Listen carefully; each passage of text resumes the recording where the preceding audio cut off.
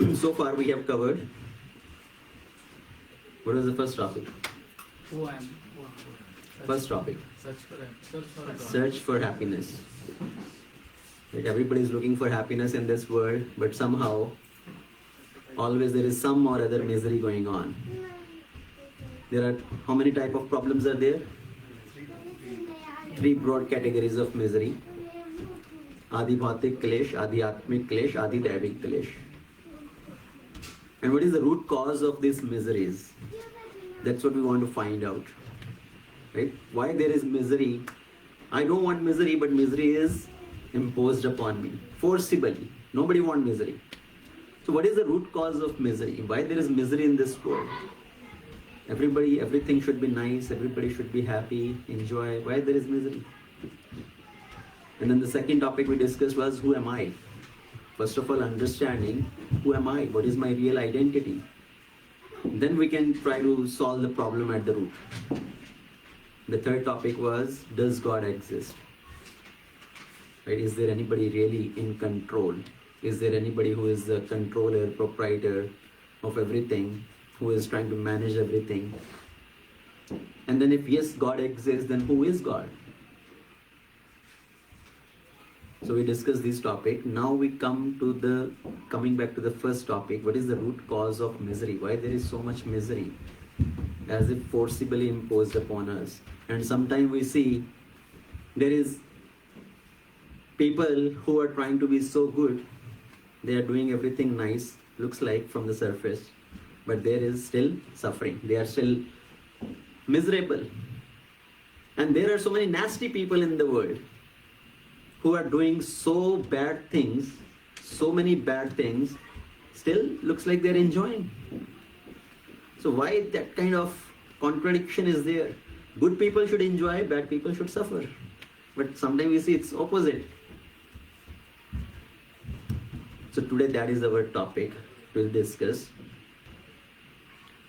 So let's pray at the feet of Srila Prabhupada, Guru Parampara, Lord Krishna, to give us the right intelligence to be able to speak and to understand this philosophical point from the scriptures.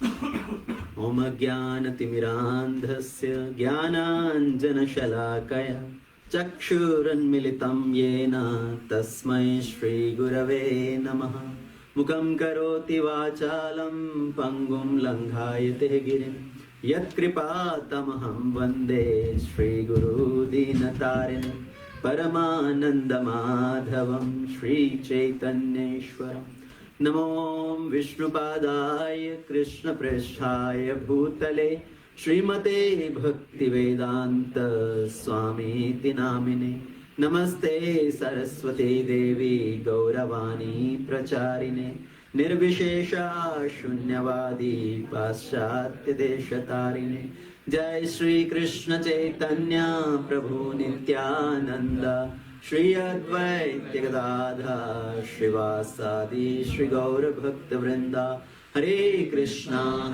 Krishna Krishna Hare Hare Hare Ram Ram Ram Hare Hare. Okay, so just a disclaimer before I start.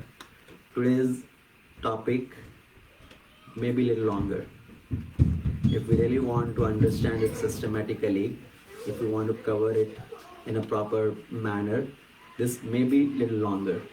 Last time I did this topic, it was almost 2 hours. Okay, so just telling you in the beginning. We can provide water. So if somebody need to get up in between, stretch your legs, please feel free. But be a little patient. And I promise you will get the answer to most of your questions. Because the flow of this talk, this presentation is such that it covers those questions automatically. So at the end, yes, you may still have some questions, so feel free to ask your questions. So why do bad things happen to good people? How many of you have this question? Have you ever come across this question? Lot of times. How many of you have come up with this question, why me? I am such a good person. I have never done anything wrong. I'm trying to be good to others. I'm doing so many good things. But then there is some suffering coming up. Why me? Why does God want me to suffer? How many of you had that question? Why me? Most of you? Including myself, yes. I also may have asked this question. Why me? Why this happens to me always? And this question comes only when you have some problem. When you get something nice happening with you, when you are recognized, when you get some award, when you get something great, then how many of you have really asked this question? Why me? What did I do to achieve that kind of thing? To be treated in such a nice way. What did I do? Why me? Have anybody asked that question that time? When you have some enjoyment in your life. So this question comes only when you have some misery, when you have some suffering. Why me? So there is so much of discrimination in the world, apparent discrimination in the world we see. Sometime a student, right? There is one student who is studying very hard, doing all the assignments, submitting all the homeworks, studying on a regular basis, but during the time of final exam, he barely manages to pass. And there may be other student who doesn't study as hard, who maybe bunks the classes also, doesn't submit the assignments, homework on time, and maybe just studies few days before final exam, and then he gets very good marks, very good grades. Happens. Somebody is in the office working really hard, right? He is working day and night, trying to meet all the deadlines, trying to finish all the work. He takes maximum responsibility, but when time comes for promotion, no promotion. And there is somebody else who doesn't work as much, who doesn't work as hard. Maybe he is just buttering to the boss, and he gets good promotion. Right? Somebody is very hardworking, very deserving, he is fired off from the job. Somebody who doesn't work as hard, he is getting promotions. So all these sort of things we see in the world, we see in front of us, and the question comes, why that kind of thing happen? Why does bad thing happen with good people? Or good thing happen with bad people? Why me? How many of you know Charles Darwin? I hope everybody, right? Everybody knows about Charles Darwin. What do you know about him? The theory of evolution. So he came up with the theory of evolution, right? He proved, or he gave this theory that there is no creator. In the beginning, everything evolved. From the beginning, there was one life form, and from that, the different life forms evolved. So that is the Charles Darwin's theory of evolution. And do you know, Charles Darwin, in his earlier part of life, he was a devout Christian. He used to preach the gospel of God. He was very much involved in that. And Charles Darwin, so along with his wife, they were engaging in that service. And he had one daughter, Annie, 10 years old. She got a big disease and she died because of that disease. And Charles Darwin, he had this question, why me? I am such a good person. I am preaching the gospel of God. Why did this bad thing happen to me? My daughter died at such a young age. Why me? Is God not there? Is God not all powerful? Is God not all loving? If God is there, why he did not save my daughter? So maybe If God is there, he is not powerful enough. Maybe there is something else, evil power, which is more stronger than God. But if God is all powerful, maybe he is not loving at all. Because see, in Christianity also there are these three main attributes which are assigned with God. God is omnipresent. God is all powerful. God is all loving. So if something bad happened, maybe he is not all powerful. There is something else which is more powerful, and God becomes, he also cannot do anything. And if he is all powerful, maybe then he is not all loving. Because otherwise, how will he let some bad thing happen? So Charles Darwin, when his daughter died out of that disease, he went on a campaign. He said, I'm going to prove that God does not exist. I'm going to prove there is no God. Life comes from itself. And he was already doing his research work also, but then he started this to prove non-existence of God. That's how he come up with this theory of evolution. There is no God, everything just come by itself, the species evolved from each other. So that is how sometimes things happen when somebody's life is disturbed.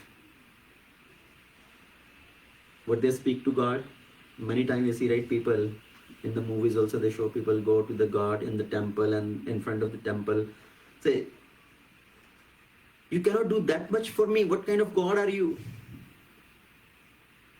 You did not help me. Now तुमने मेरी दुनिया उजाड़ी, मैं तुम्हारा नामो निशान मिटा दूंगा. Right? Sometimes in movies they can have this kind of dialogue. That's what Charles Darwin also went on to the campaign. You disturb my life, I'm going to remove your name from the bird. That's Charles Darwin. Now, there is another book by Harold Kushner. That's from where the title of today's topic is, When Bad Things Happen to Good People.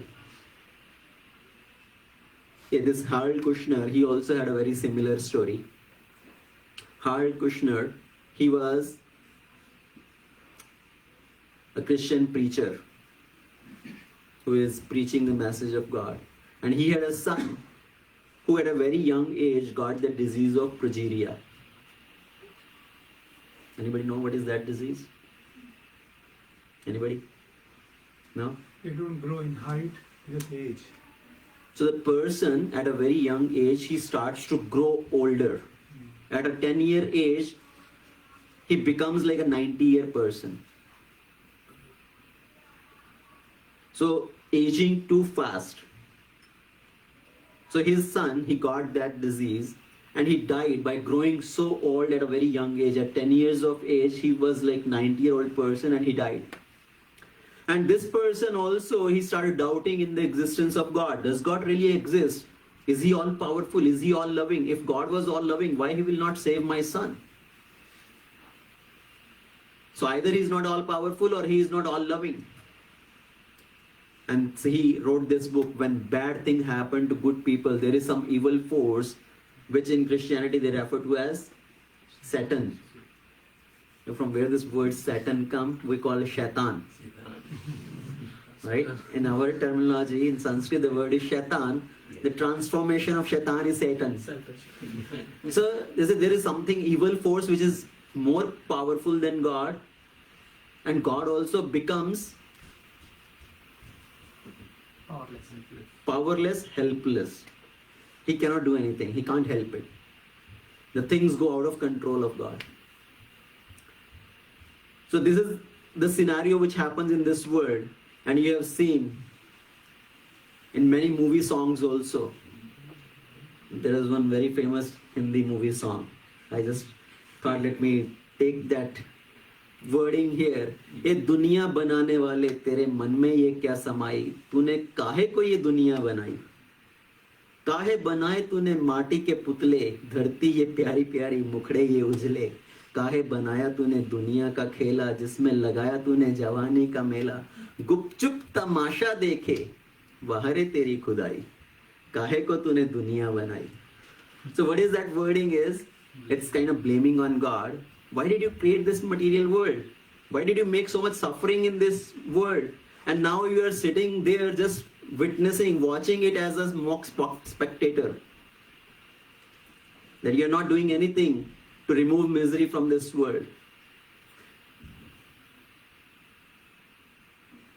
And there was one other famous movie song or movie dialogue. Somebody goes in front of the Lord in the temple and he is telling about his problem. Right? आज खुश तो बहुत हो गए तुम. Famous movie dialogue. So people think, is God a mock spectator who is just witnessing all the suffering in life and he does not do anything? How many of you have heard about or seen about people, they have a chicken fight or goat fight? Right? In villages it's still there maybe. People, two group of people, they have their chickens fighting with each other and people are just standing there watching and clapping. Mere murge ne tere murge ko hara diya. And then there is goat fight. Right? And sometimes what they do is, they go to the extent, sometimes they put a sharp knife or something with the claw of the bird, right? Claw of the chicken. They bind something, so he goes and fight with each other, kind of scratches the other opponent bird, opponent animal. The blood is rushing out and people are laughing, people are enjoying. So as people make their birds fight, their animals fight, and they're enjoying seeing all that bloodshed and their screamings and all that, people think, is God also like that? He has made this material world. People are fighting with each other. People are killing each other. There is so many of problems, violence. And is just God sitting there as a mock spectator watching this and enjoying this? This is what God is doing.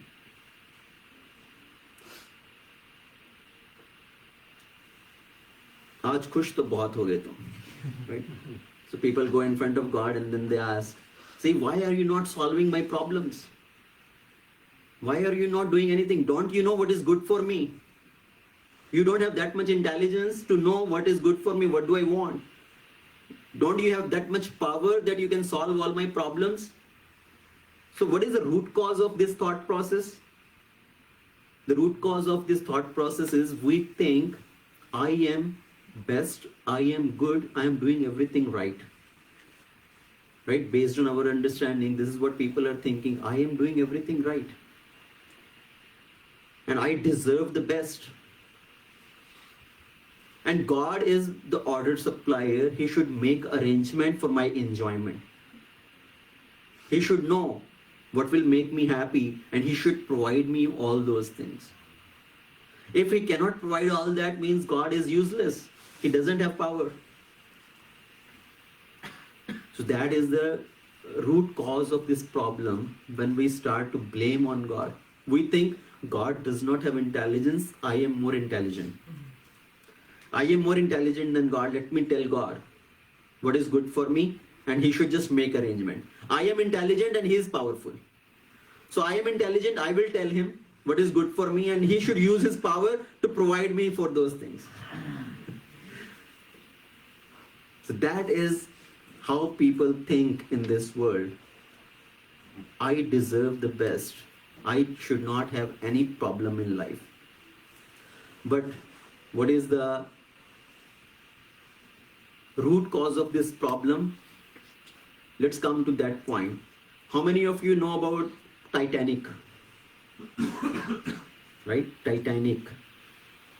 The first voyage. Titanic was considered as the strongest ship built of that time. And when they built that ship, you know what was the disclaimer? Titanic is so strong, even God cannot sink it. That was the phrase used. Even God cannot sink it. So when Titanic was going on its first voyage, first journey across the ocean, people were crazy to travel on Titanic. So many people, they had advance booking. And there was one farmer family, the Caldwell farmer family. They managed to buy the ticket to travel on this Titanic, the first voyage. And that time, before traveling, you have to do a medical clearance to make sure you are fit to travel. And just a day before the travel was going to start, the journey was going to start, this Caldwell family's younger child was bitten by a dog. Now, at that time, if you are bitten by a dog, there was no vaccination sort of those things that immediately to give you the vaccination and all that. You have to be kept under observance to make sure there's no fear of rabies or something. So that they did not get medical clearance to travel. So they were denied to travel on this Titanic. And this family, this person, he started criticizing God, blaspheming God.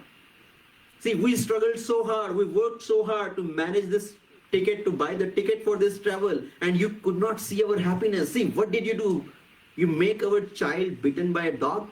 हमारे बच्चे को कुत्ते से कटवा दिया, हमसे हमारी खुशी देखी नहीं गई. And now this journey started, the Titanic voyage. And what happened? 2 downs later, the news came, Titanic sank. Now this family heard the news, the Titanic ship sank. And this family, which was criticizing God earlier, now they started praying to God, thanking God. Oh, whatever you did was very wonderful. आपने बहुत अच्छा किया, हमारे बच्चे को कुत्ते से कटवा दिया. At least now we are saved. Otherwise, if we had gone on that ship, we would have died. So आपने जो भी किया अच्छा किया. Whatever you did was good. So there are two sides of the coin. Sometimes we think, oh, why did this bad thing happen to me?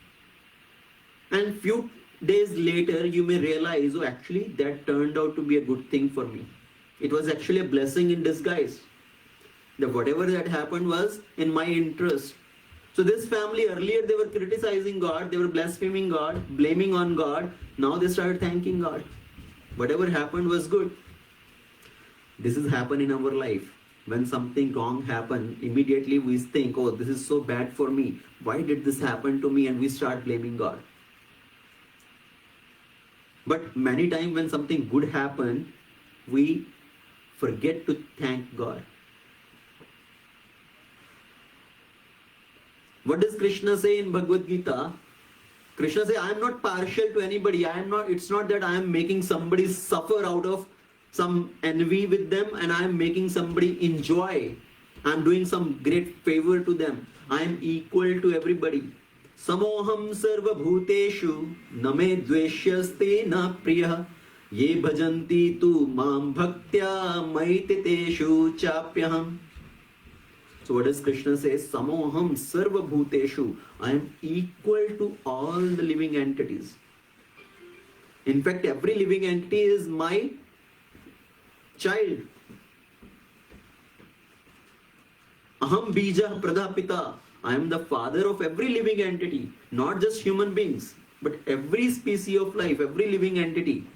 So I am equal to everybody. Name dveshyasti na priya. It's not that I hate somebody, I envy somebody and I make them suffer. Na priya. And it's not that I am favoring somebody. I have a special favor for somebody, I make them enjoy. I am equal to everybody. But many people cannot appreciate the equanimity of God. They blame God when there is some misery, but they forget to thank God when there is some benefit. How many of you know the tennis player Arthur Ashe? Anybody tennis player here? Professional tennis player? Nobody. So Arthur Ashe, what was his specialty? What is he known for? Is a tennis champion, right? What is the tennis that tournament? Wimbledon. So he was a champion for Wimbledon tournament. He is the winner of that trophy. So he won that Wimbledon championship, but later he was diagnosed with cancer. And when he was diagnosed with cancer, he started receiving many letters from his fans. And all these letters are sympathizing with him and telling, why you? Why did it happen with you? Why did God did this to you? You are such a good person. Why did this happen to you? And you know what was his reply? So he replied, see, every year, how many people start to play tennis? Like 5 million people every year, they start to play tennis. Out of those 5 million, maybe 5 lakh people, 500,000 people, they learn to play. So many people just, they pick up the tennis racket and ball and they try to play by themselves. Maybe out of them 10%, they learn to play. And out of those, maybe 10%, 50,000 learn to play professionally. And out of those 50,000 who learn to play professionally, maybe 5,000 enter into the Grand Slam.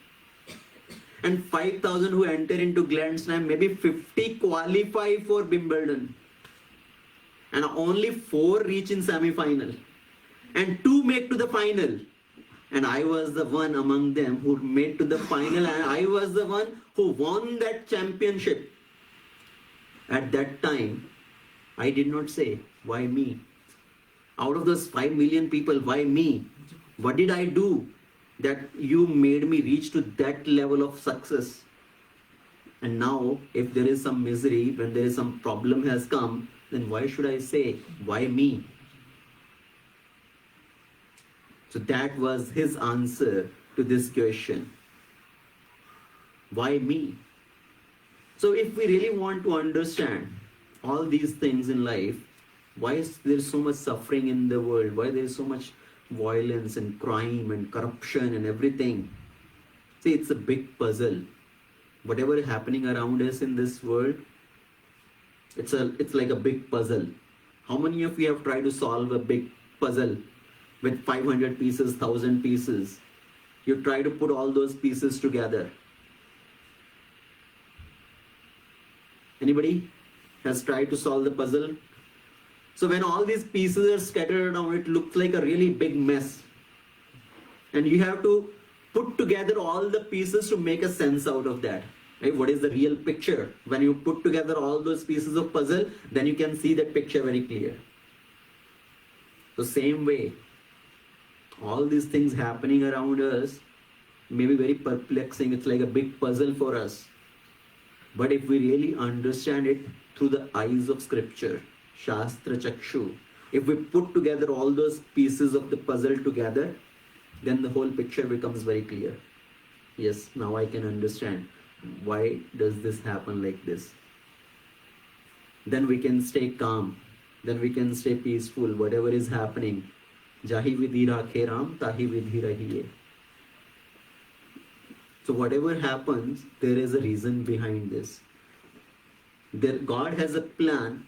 Right now, I may not understand God's plan. But yes, He has a plan. I do not have as much intelligence to understand His plan. So I pray that God give me enough intelligence. I may be able to understand the plan of God, the will of God. And I can align with the plan. I can align with the will of God. So all these things which are happening around us is like a big puzzle. To understand that big puzzle, there are 5 topics in Bhagavad Gita, which I mentioned in the first day also. So Lord Krishna, He has spoken all this knowledge in Bhagavad Gita, just 700 shlokas, 700 verses. And there are 5 topics covered in that. The first topic is Jiva. Who are we? What is our real identity? So we covered that topic. Right? What is our real identity? We are not this body, we are the spirit soul. And the spirit soul continues after the death of this body. The body dies, but the soul continues. This body is like just a dress for the soul. And then we talked about Ishvara, God. there is a supreme controller, proprietor, maintainer of this universe, of this world, who is managing everything. So we talked about these two topics, and the three other topics are Prakriti. What is this material world? What is Kala, time? And then third topic is Karma. So today we are going to discuss these three topics to understand why do bad things happen to good people also sometimes, and vice versa. So what is this material world first of all? Why this material world is created? Why there is suffering? Because our idea is this material world God has created. Why? So if you ask somebody this question, what is the purpose of this material world? What will people say? What is the purpose of this material world? For enjoyment. Right? Oh, God has created this material world for us to enjoy. Because that is the rooted understanding. And we think, see, when this world is created for us to enjoy, then why is there suffering? Then there should be always happiness. Everybody should be enjoying and should be happy. So, but in reality, what is this material world?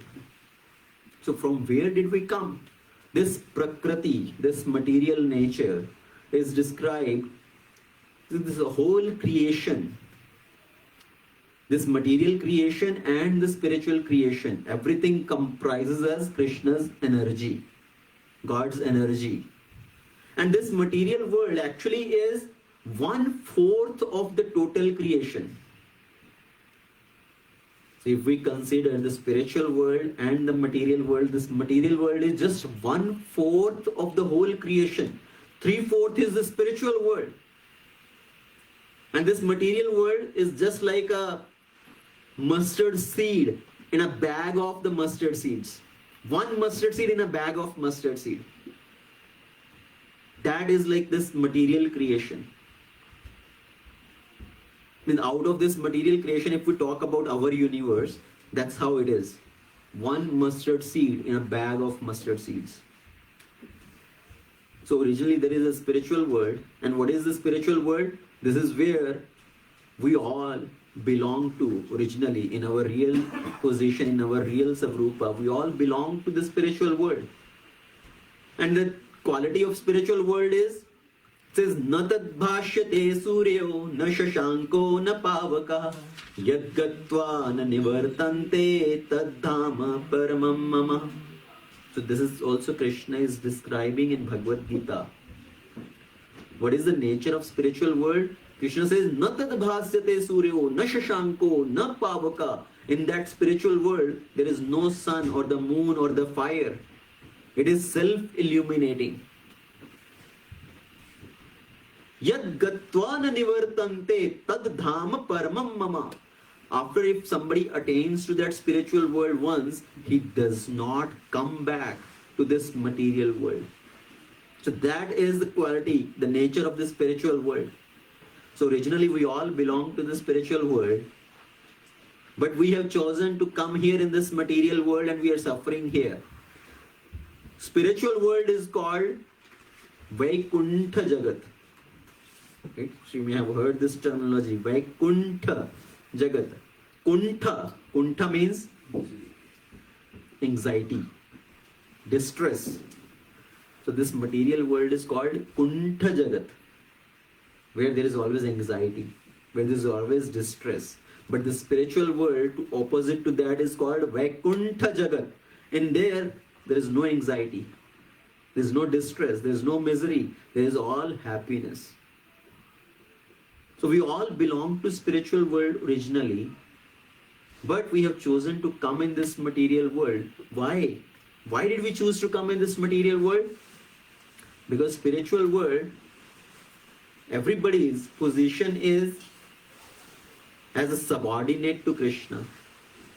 Right? There is Krishna, he is the supreme controller and maintainer and proprietor, and everybody is subordinate to Krishna as the loving children of Krishna. See, as a child, the child is supposed to be obedient to the parents, obedient to the father and mother, follow their guidance, their instruction. But if the child insists, no, I want to be independent, I want to enjoy on my own, and he want to leave the house of the father and mother and he want to go live by himself independently. Father and mother may sometime allow that, okay, you don't want to stay here, you want to get your own independent residence, so go ahead. Same way, we are originally the sons and daughters of Krishna, we are the children of Krishna. We are living in the spiritual world, but because we don't want to live in harmony with Krishna, we have chosen to leave that place. Why did we come here? Ichchadvesha samuttena dvanda mohena bharata sarva bhutani sammoham sarge yanti parantapa. Again, in Bhagavad Gita it is described, 7:27. What is Krishna saying?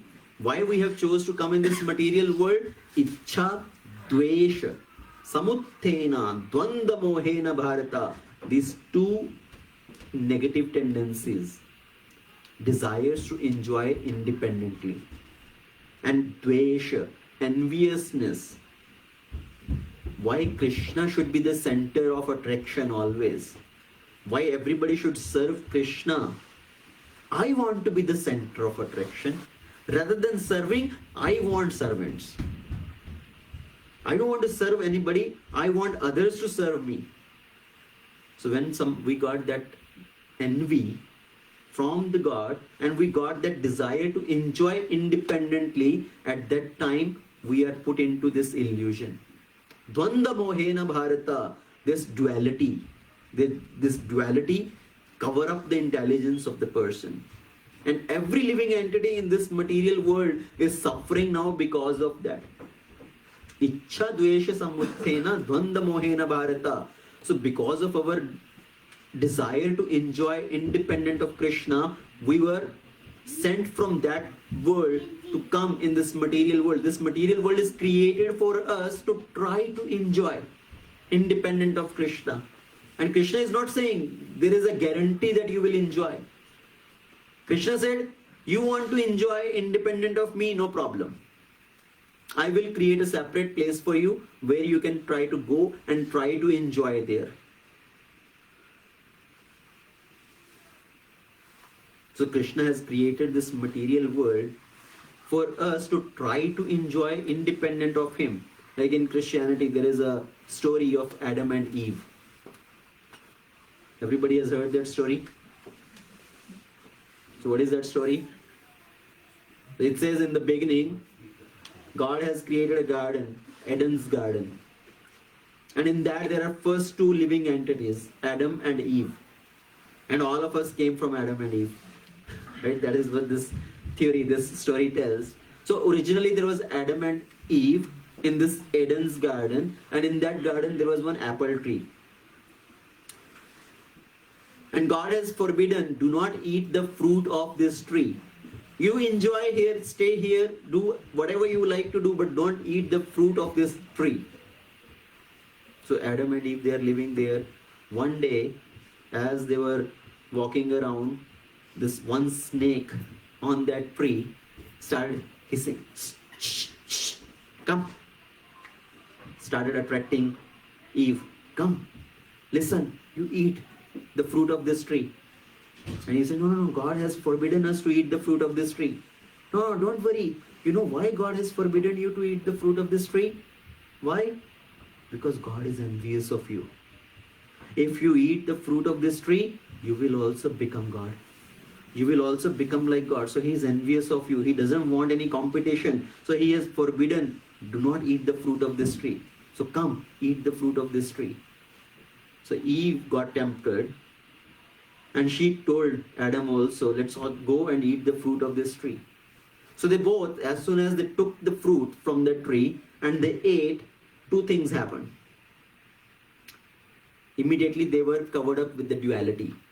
They were covered up with this dual things. Earlier they did not know what is male, what is female, he or she. They were both roaming around in that garden naked, but they did not know we are naked. They did not know One is he, one is she. But as soon as they ate the fruit, they realized, oh, he's he and I'm she. And they were both naked. And they were falling down from the Eden's garden. So this is the story which depicts that originally we were in God's kingdom. Because we got envy, we wanted to become equal to God, we wanted to become like God. We started falling down from the kingdom of God and we came into this material world.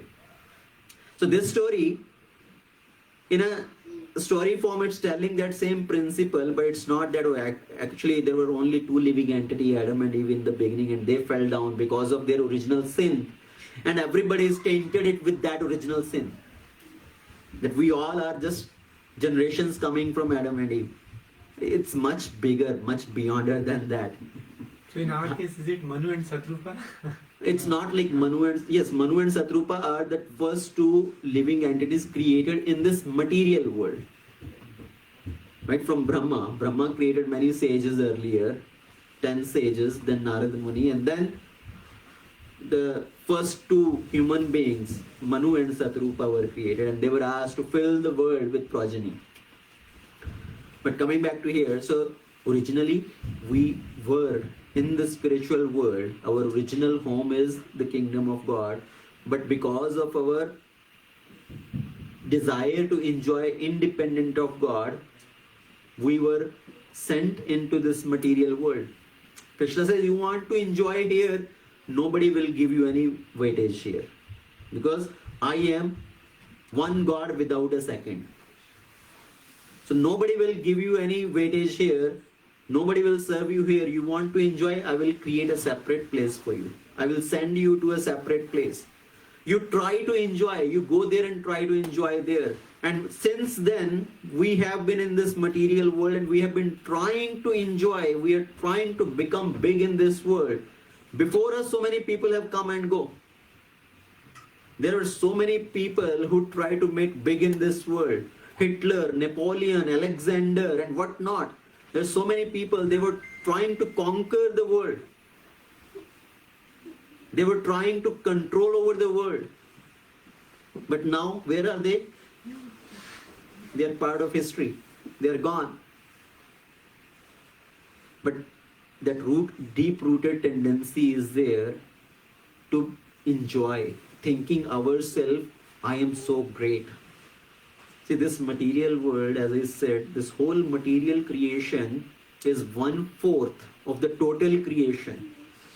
And out of those 1/4 material creation, there are innumerable universes. Out of those innumerable universes, there is one universe where we are living. And in that one universe, there are so many planets. Out of those planets, this Earth planet is one of the planets.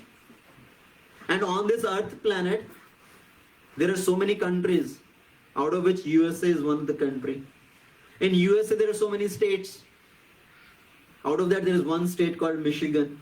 In Michigan, there are so many cities, out of which there is one Metro Detroit.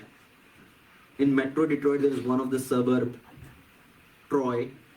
In Troy, in that suburb, in one home, somebody is sitting and thinking, I'm such a great person. I own this home. I have so many cars. I have so much bank balance. I am such and such person. So we are tiny in this whole creation, but we have the tendency to think I am such a great person.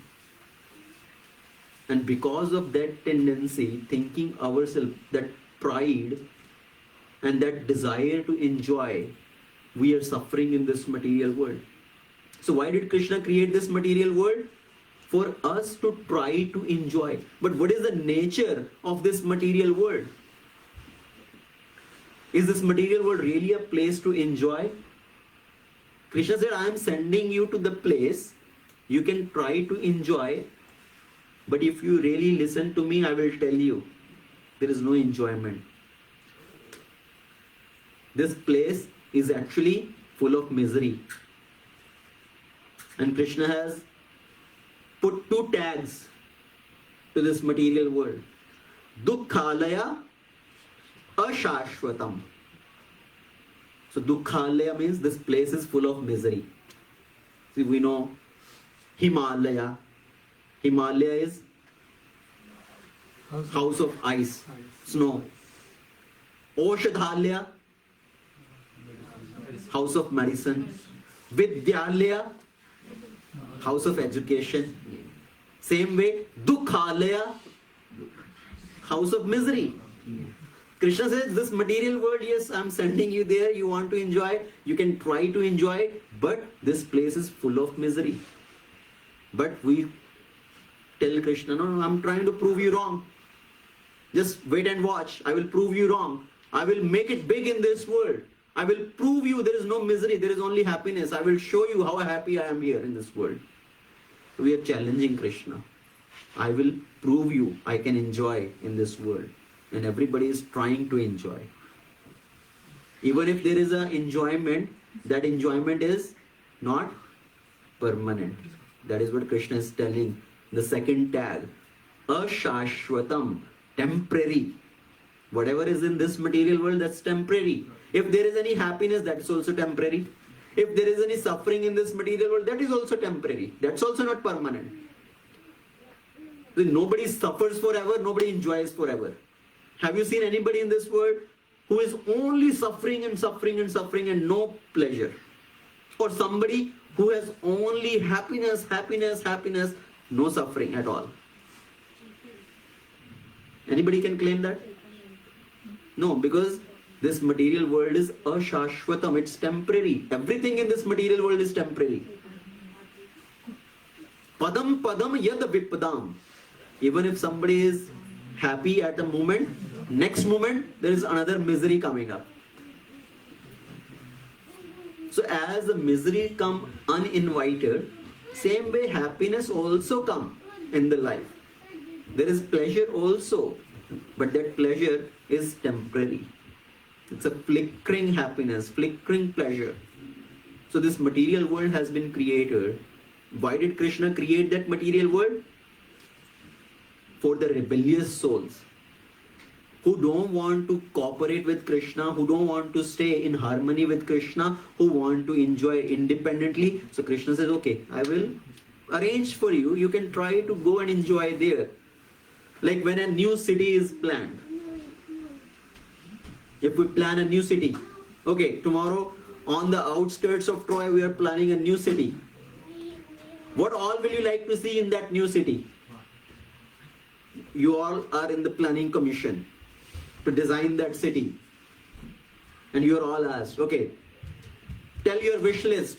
We are going to design a new city. Tell your wish list. What will you like to see in that new city? What do you want in the new city? Beautiful roads. Beautiful roads, no bumpy roads, no potholes. Nature. Library, Nature. nature, some parks, beautiful parks where kids can play, nice, fancy, creative, Fun. The list, fun-giving the list, rides for the kids, the list goes on actually. and the list goes on. Never ending. School, right? People want to have school. People want to have universities, okay? Recreation, parks and clubs and whatnot. Restaurants, theater, some grocery stores, shopping mall. How about police station? No police stations. Everybody thinks everybody will behave properly. There is no need of police station. No need of jail. Generally such city exists. So already such cities exist. Our wish list is we want some city where there is no need of police, there is no need of jail. But the harsh reality is, any new city you plan, all these things are there, but along with that there will be a police station who can enforce the law and order. And there will be a provision for jail, where you want to separate the people, you want to keep those people who are not abiding by the laws, who are the lawbreakers. They don't want to abide by the laws of the city, the laws of the state, the laws of the country.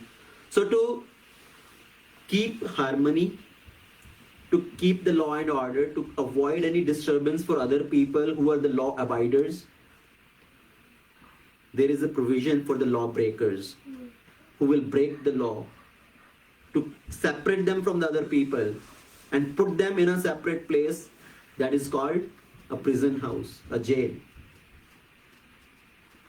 The same way, Krishna has created this material world like a center of correction for all the rebellious souls who have rebelled against the Lord, that we don't want to stay with you, we want to enjoy independently. So Krishna says, okay, you stay in the correction house to correct your mentality, to fix your these wrong desires. And once you are corrected, then you can come back. When somebody is sent into the jail, it's not forever, right? They are given the imprisonment in the jail for some time, 5 years, 10 years, and once they are behaving properly, they are sent back to live with other people in the open air. Same way Krishna has created this material world for us to correct our viewpoint, to correct our desires, wrong tendencies. And when we have corrected that, when we want to again live in harmony with Krishna, we want to be submissive to Krishna, Krishna says, now come back. I am also eagerly waiting for you. You are my loving child. If sometime the father and mother, they may punish the child. Right? If your child is not behaving properly, what do you say? Time out. Grounded. You are grounded. In India, तो थप्पड़ मार के बोलते चल बैठ जा यहाँ पर. Here, that system is not there. Here, what do you do? Grounded. Time out. Time out. So Krishna also has given us time out. Okay, time out until you correct your dealings and then come back.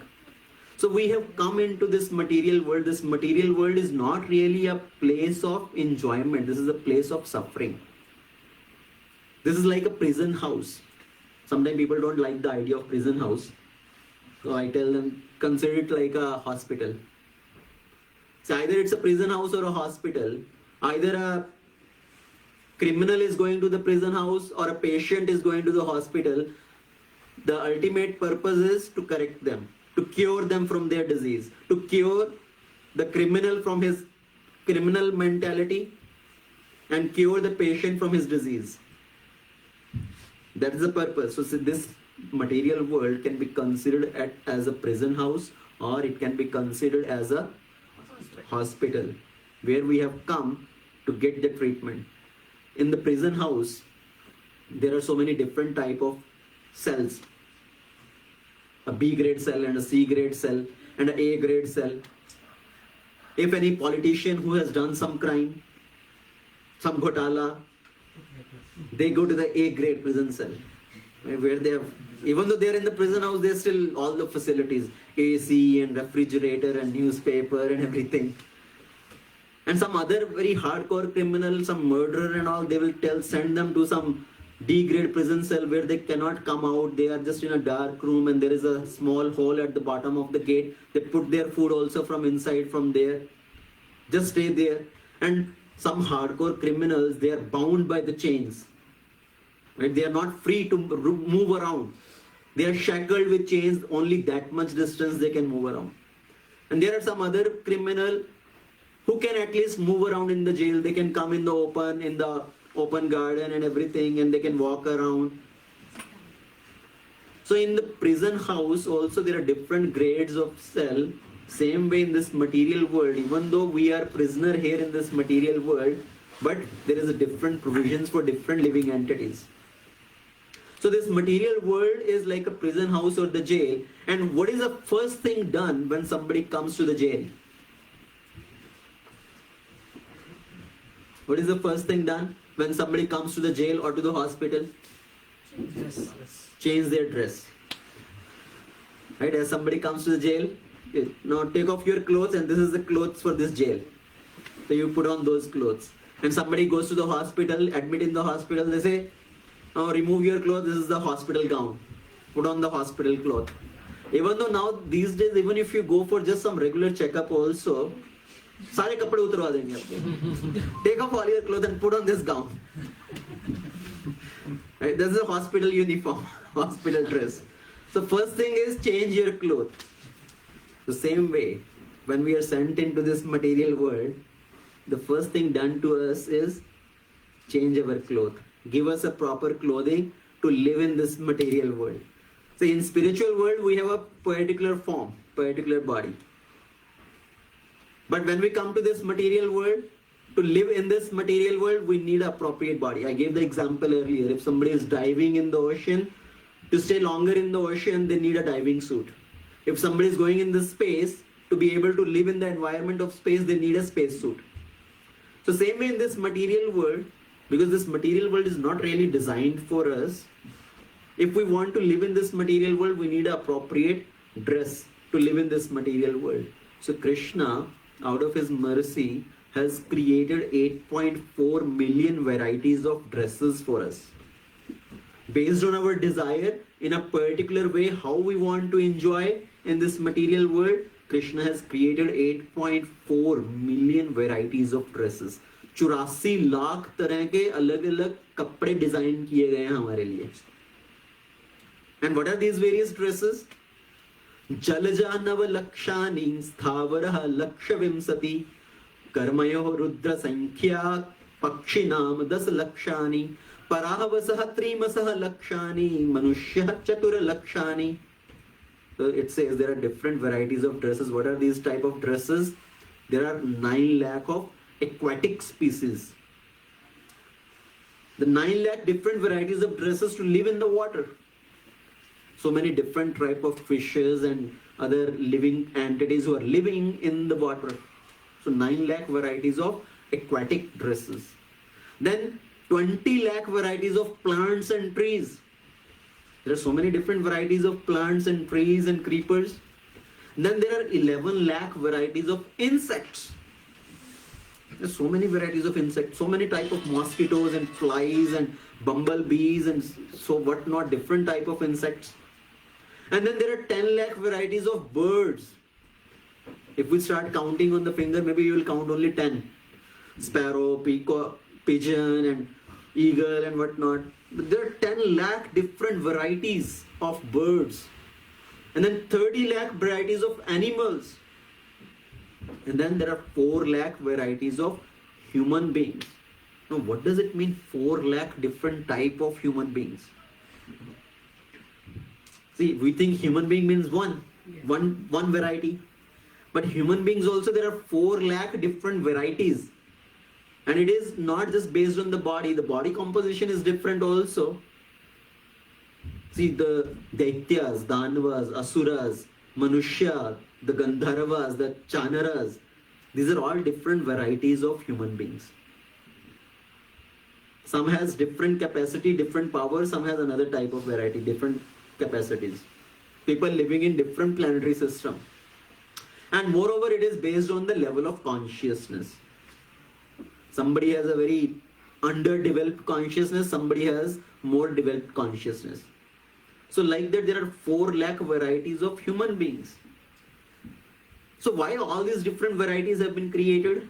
8.4 million varieties of dresses, because of our different varieties of desires, how we want to enjoy. Somebody has a desire to fly like a bird in the sky. Yes, take a bird's dress, become a bird. And bird also a particular type of bird. Somebody want to be a beast bird and somebody want to be a very gentle bird. Right? Eagle or a sparrow. Animal also, a monkey or a lion. Somebody has a tendency to pound onto others and eat the flesh of others. He has been given that kind of dress.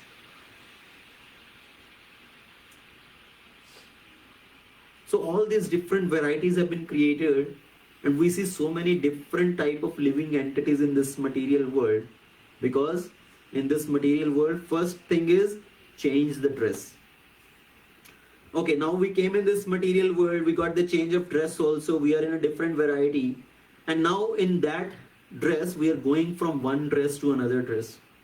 We are choosing one dress sometime, and then as our desire change, we develop a desire to enjoy in a different way and we take a different dress. Sometimes you have desire to wear shorts, sometimes you have desire to wear jeans, sometimes you have desire to wear khakis. So you keep changing your clothes. So same way, People have desire to enjoy in different way, so there is a different varieties of dresses. And this material world, as I said, is like a prison house. Everybody is shackled with the chains. We may see, we may think, I don't think I'm shackled. I'm free to roam around anywhere. I'm free to move around anywhere in this world.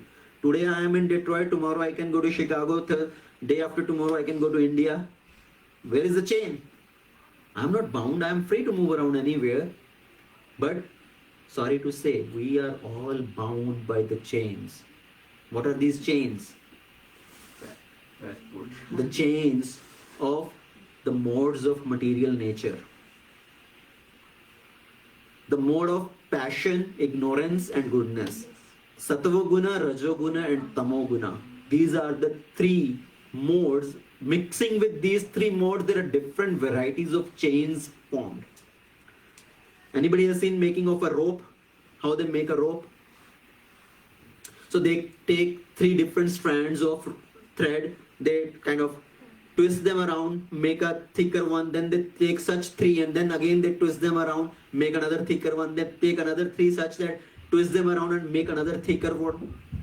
So keep putting multiple layers of thread like that, they make a big giant rope. And there are some ropes such thick and powerful, they can even anchor down a big ship. Sometimes you will see a ship is anchored onto the port with a big thick rope. So that rope is that strong that it can anchor down a big ship also. The ship cannot move. So same way, by mixing of these three modes of material nature, the passion, goodness and ignorance, the different varieties of chains are created. So if this is pure goodness, consider it like a gold chain. If it's a pure passion, like a silver chain. Pure ignorance, like a iron chain. And if you mix different varieties of goodness, passion and ignorance, somebody is 90% goodness, 9% passion and 1% ignorance. That is also one chain. So with different mixing, different level of mixing of goodness, passion, ignorance, different chains are created. Like in the jail, there are different grades of cell. A grade cell, B grade cell, D grade cell. So different chains are created. So we are all in this material world, suffering in that way, and we discuss that. Who is in charge of this material world? Durga Devi. Right? She is the jailer. Thank you.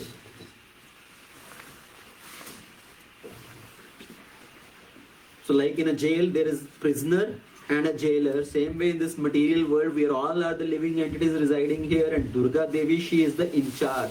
Durga plus and Durga. Durga is the prison house and Durga is the superintendent.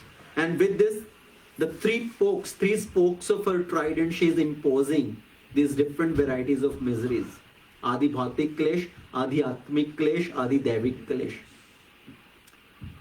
So now we understand, yes, we were originally in spiritual world. Because of our desire to be independent and enjoy separate from Krishna, we chose to come in this material world. And this material world is not a place of enjoyment, it is a place of suffering. It's like a correction center. We have come here. Now what next? But why there is so much of discrimination? So before that, let's understand one more factor here, which is called Kala. Time. What is time? Because without understanding of the time factor, it will be difficult to make sense of other things also. Time. Time is also Krishna's energy. What does Krishna say? Anybody has seen Mahabharata? Right? In the beginning of Mahabharata, a chakra comes. Main samay hu. Right? A wheel comes. And Krishna says in Bhagavad Gita, Kalo kalyantam aham.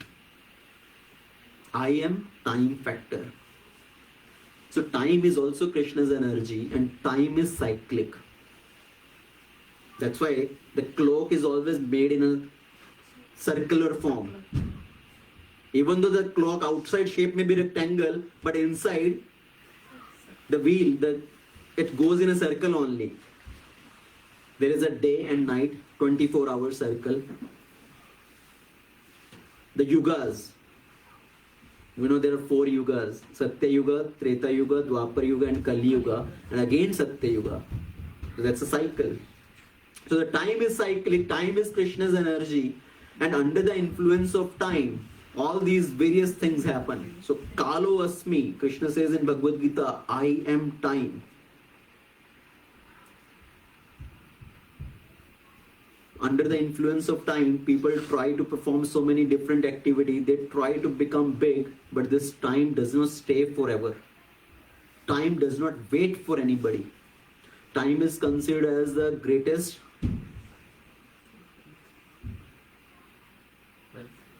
wealth. Yes, time is the greatest wealth also.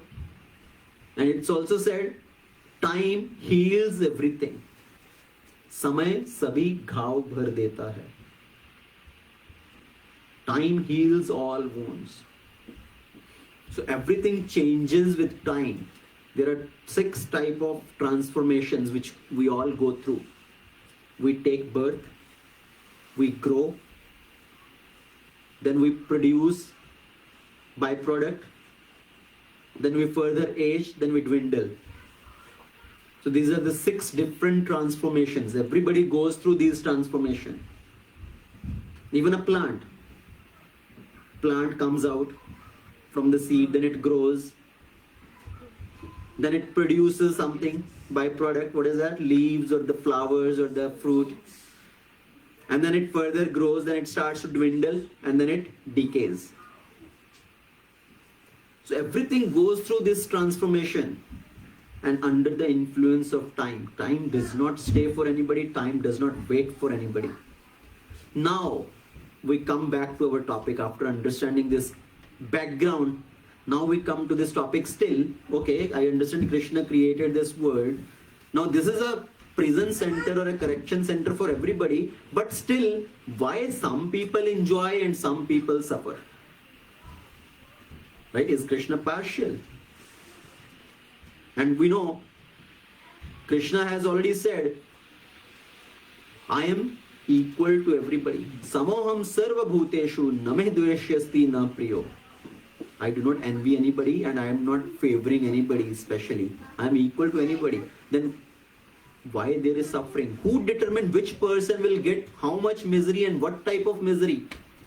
Who will get what type of happiness and how much happiness?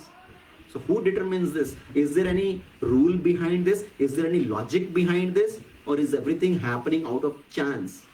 Whimsically.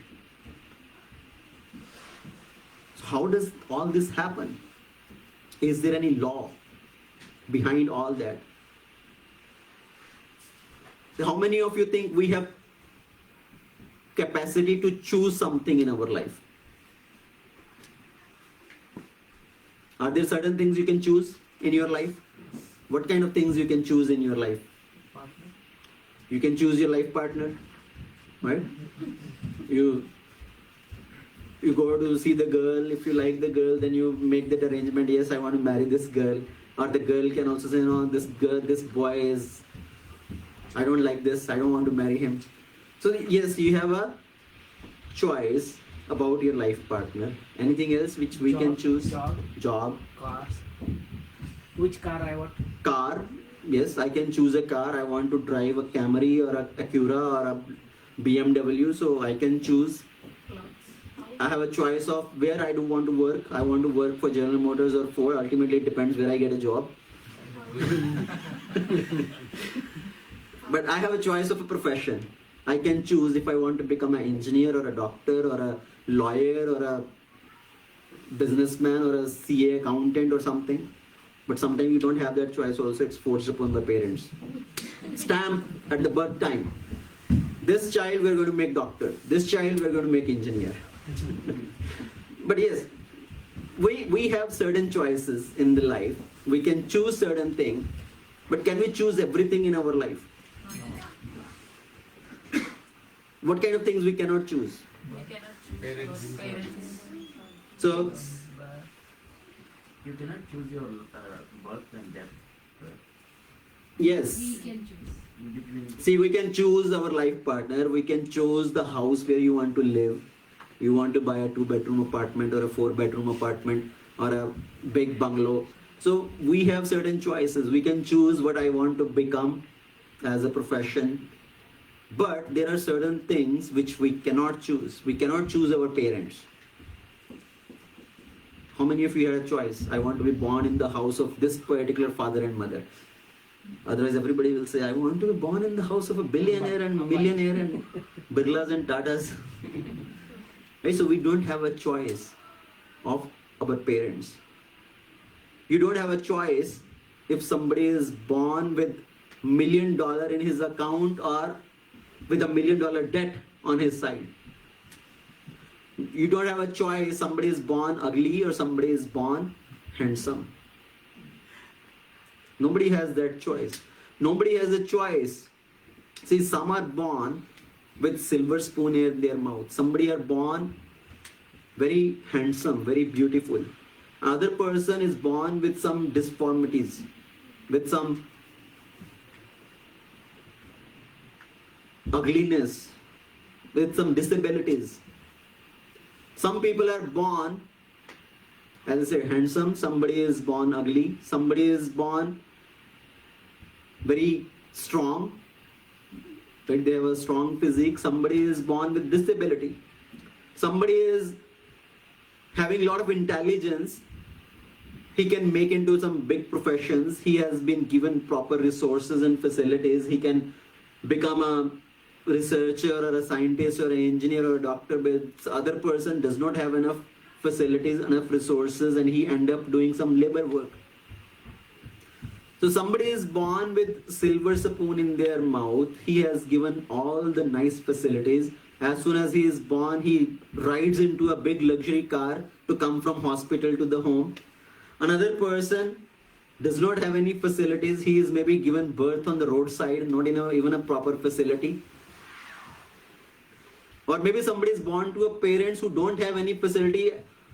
On the contrary, they are in under thousands and millions of dollars of debt from the birth. So as soon as he took birth, he got that debt as a heritage property. So why such discrimination? Who determines who will get what type of life situation? Is there any law behind this, or everything is happening whimsically? So what is the law behind this? See, I see many of you are mouthing about or speaking very silently. Karma. So what is this karma? Because if Krishna is equal to everybody, what is this law which is keeping all these different inequalities, different discriminations there? So when we say, why me? Why this discrimination? Why I have to suffer? Why something happened wrong with me? Why me? Why me? Why me? We have this question. So you are not the only one who has that sort of question. So there is a story in the scriptures, in Bhagavad Puran, the story about Mandavaka Rishi. Anybody has heard the name of Mandavaka Rishi? Anybody has heard the name of Vidura in Mahabharata? So everybody knows Vidura, right? Very famous character. So maybe when you think of Vidura, only one face comes in front of you. Whatever you have seen in Mahabharata. So everybody knows Vidura. Who was Vidura? Who was Vidura? Brother of Dhritarashtra and Pandu. Right? But he was born actually from a maid servant. So he was a half brother. And that's why he was a Shudra. As a birth, he was a son of a maid servant. But he was very intelligent and he was the prime minister. Right? He was the advisor. Now, who was Vidura actually in his previous life? So Vidura in his previous life was Mandavaka Rishi, a very great sage who was performing austerities, who was performing a lot of tapasya, One day this Mandvaka Rishi was sitting in his ashram, in his kutiya, doing tapasya, and some thieves came running. They have stolen from the king's palace with all that booty which they have stolen. They came running towards the ashram of Mandvaka Rishi, and the soldiers, the guards of the king, they were chasing these thieves. So the thieves came to the ashram of Mandvaka Rishi. Mandvaka Rishi was in his tapasya, in his meditation. He did not pay attention. These thieves went and hid behind and kept all the things which they have stolen in the ashram of Mandvaka Rishi. The soldiers, the guards also came chasing them, running them. They did not find the thieves. They saw Mandvaka Rishi sitting there, and they have noticed the thieves had also went inside there, and they were able to find all that stolen things there. So they thought this sage, he's pretending to be a sage. Actually, he is the leader of these thieves. He is the Sardar. So they caught hold of everybody. They found those thieves also. They caught hold of Mandvaka Rishi, prisoned them. They brought them in front of the king and told, see, they have stolen from your palace. And the king, he gave the judgment. See, they are the thief, they have stolen from my palace, give them the punishment. And what was the punishment? At that time, the punishment given to such thieves was put them on shuli. When we say suli, what comes in mind? Hang till death. Fancy. So that is actually not suli. That is called fancy. Hang till death. At that time the system was put them on shuli. And shuli means there was a shul. There was a big rod which is sharp at the top, like a very sharp arrow. So they stick that big rod in the ground, and on the top it is very sharp. So they put the person on top of that shul. And with the body weight, the person will going down, piercing through that shul. So they keep going down, down, down. The shul keep getting piercing through the body, and ultimately it comes out of the head. So that was the imprisonment. That was the punishment given. Put them on shul. So the king gave the punishment. Put them all on the shul. So this sage, Mandvaka Rishi, and all those thieves, they were put on the shul. All the thieves, they died. This Mandvaka Rishi, because he was a great sage, he was put on the shul. He had little piercing, little pain, little pinching in the body. But because of his tapasya, his power, he was not going down through that shul, not piercing down there. So when some time passed by, they realized this sage, oh, maybe he is really a very powerful sage, and we have made a mistake. So they brought that sage in front of the king, and the king was bowing down in front of, please forgive me, I made a mistake. I did not realize you are not with those thieves, and I have given you that punishment. And the sage said, it's not your fault. You acted as per your duty, but there is somebody who is managing all these things. Who to get some punishment, and who to get some award, and who to get what type of punishment, and that is Yamaraj. Mandvaka Rishi went to Yamaraj, asked him, why this happened to me? Why did this happen to me? I am such a great sage. I am doing good for others. I am doing so much austerity. Why did this happen to me? That I had to face this life and death situation. I had to feel that piercing in my body, that pinching in my body. And Yamaraj opened up his account book. He looked into and told, when you were a child, one day, while you were playing, you took a very sharp thorn and you pierced that sharp thorn into the body of an ant. And that ant was feeling that piercing, that pinching in her body. Because you made that insect suffer, so you had to experience that suffering, that pinching in your body. So all this arrangement was to give you that experience, that pinching in the body, but nothing else happened to you. And Mandvaka Rishi became very angry. You don't know how to make judgment. See, that time I was a small child. I did not know what to do, what is right and wrong. So how can you make me suffer because of that? So he became very angry and he cursed Yamaraj. I curse you. You lose your position, you lose your power, and you have to take birth on earth as a Shudra, where you will try to make peace among other people and nobody will listen to you. Nobody will follow your judgment. And Yamaraj, he's a very powerful person. He is one of the demigods. And he is a great devotee of Lord Krishna actually. So Yamaraj is a great devotee, and Yamaraj, he thought Lord Krishna is going to personally appear, and it's a good opportunity for me to appear on earth and be part in the Leelas of the Lord, into the pastimes of the Lord. So he accepted that curse even though it was not his fault. So he accepted that curse given by Mandavaka Rishi, and Yamaraj appeared. He was born as Vidura.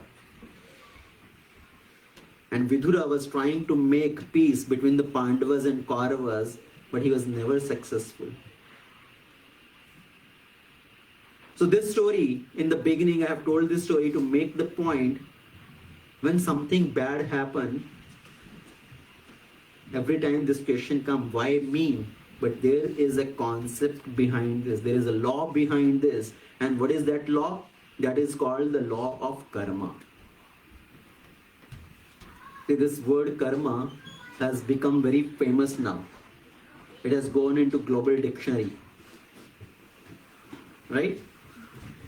Everywhere people know. Now they at least understand this word karma. They may not understand the details of karma, the intricacies of karma, but at least they know the word karma. To such extent, actually, there are so many products available in the market which are with the name karma. Any brand, any product you know with the name karma? Vehicle? There is a vehicle with the name karma. Karma free. So people say karma free diet. Karma free diet. They refer to karma free diet as something like a vegan diet. Karma free, which is not any cruelty done to any animal or something, so they call it as a karma free diet. It's like a vegan. It's like vegan. So if you go to the store, if you go to Whole Food or Fresh Times, there is a milk brand called Good Karma. Okay? So they say the milk which is coming from the cow or other things, it's causing so much of cruelty. So rather than that, they have a kind of a coconut milk or almond milk, flaxseed milk, those kind of things. And the brand name is Good Karma. So karma is becoming a very widely known word. Everybody is recognizing this word karma, but they may not understand what karma really means. People may say, I don't want bad karma. Right? I don't want to commit any bad karma. But may not understand what causes bad karma. What kind of activity causes bad karma? What kind of activity causes good karma? So, and this principle of karma is applicable globally to everybody, no matter if somebody believes in the principle of karma or somebody does not believe in the principle of karma. Even in the Bible, there is a statement which comes, as you sow, so shall you reap. Everybody has heard that statement, right? As you sow, so shall you reap. The simple understanding, simple principle is what type of seed you will sow in the ground, that is the fruit you are going to get. Beej boy babool ka or aam kahan se aaye? There is another saying, right? If you put a seed of a neem tree, how you can expect mangoes to come from that? As you sow, so shall you reap. So that is the statement which is coming from Bible also. So Bible also has hidden principle of karma. But people may not realize it or they may not understand it. And this karma is not only for one sect of people. That karma is mentioned in Vedic scripture, in Sanatan Dharma. So it applies only to those people. So karma applies to Hindus only, or karma applies to Indians only. It does not apply to Americans or Christians or Islamic people. Sorry, karma applies to everybody. You believe in it or you don't believe in it, it applies equally to everybody. It's like the law of gravity. So law of gravity is a universal principle. It applies to everybody. No matter you believe in the law of gravity or you don't believe in the law of gravity. If somebody says, oh, I don't believe in law of gravity, I'm going to jump from the 100-story building and law of gravity is not going to act on me because I don't believe in the law of gravity. Is it going to work like that? If he jumped from the 100-story building, is he going to go start flying in the air? Law of gravity is going to act and he's going to pull down to the ground. Smash. Except in space. Except in space. There is another law working there. Don't worry. So like the law of gravity applies equally for everybody. Somebody believe in it or somebody doesn't believe in it. Same way the law of karma is a universal law which acts on everybody. Whatever goes up, come down. Prabhuji, one word, the karma is originated actually from the Sanskrit. Yes. Is actually action or a fate. That's what actually the origin of the word. So karma, all these different terminologies, they come from Sanskrit word only because Sanskrit is the original language. So how does the principle of karma acts? Everything is happening based on karma. Somebody does good karma, he gets reward. Somebody does bad karma, he gets punishment.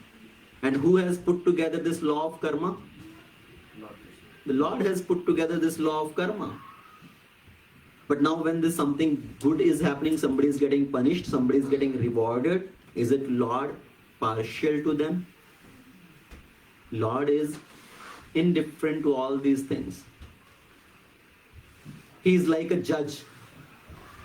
So as a judge, he gives judgment to many different people for their different activity. If somebody has done crime, the judge is not biased toward him, he gives his judgment. Oh, this person has committed this crime, send him to jail for these many years, or give him this punishment, give him this much fine.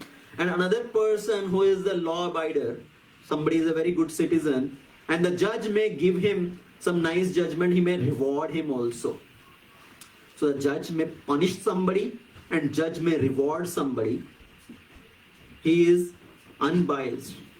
Same way, Lord has put together this law of karma and it is working unbiased on everybody. Somebody has done something wrong, they are getting the consequences of that. They are suffering because of that. Somebody has done good karma, they are getting the reward because of that and they are enjoying because of that.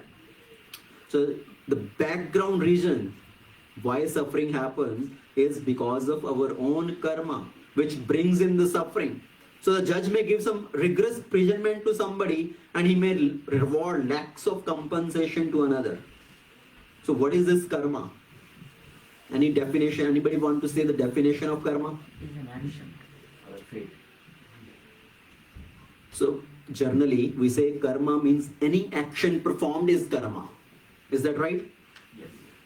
So any action you perform, that is karma. But definition of karma actually is little more beyond than that, more broader than that. So any activity performed by the living entity under the modes of nature, under the three modes of nature in the jurisdiction of time, that is karma. Because karma does not mean only the action also. Karma sometimes also means a reaction also.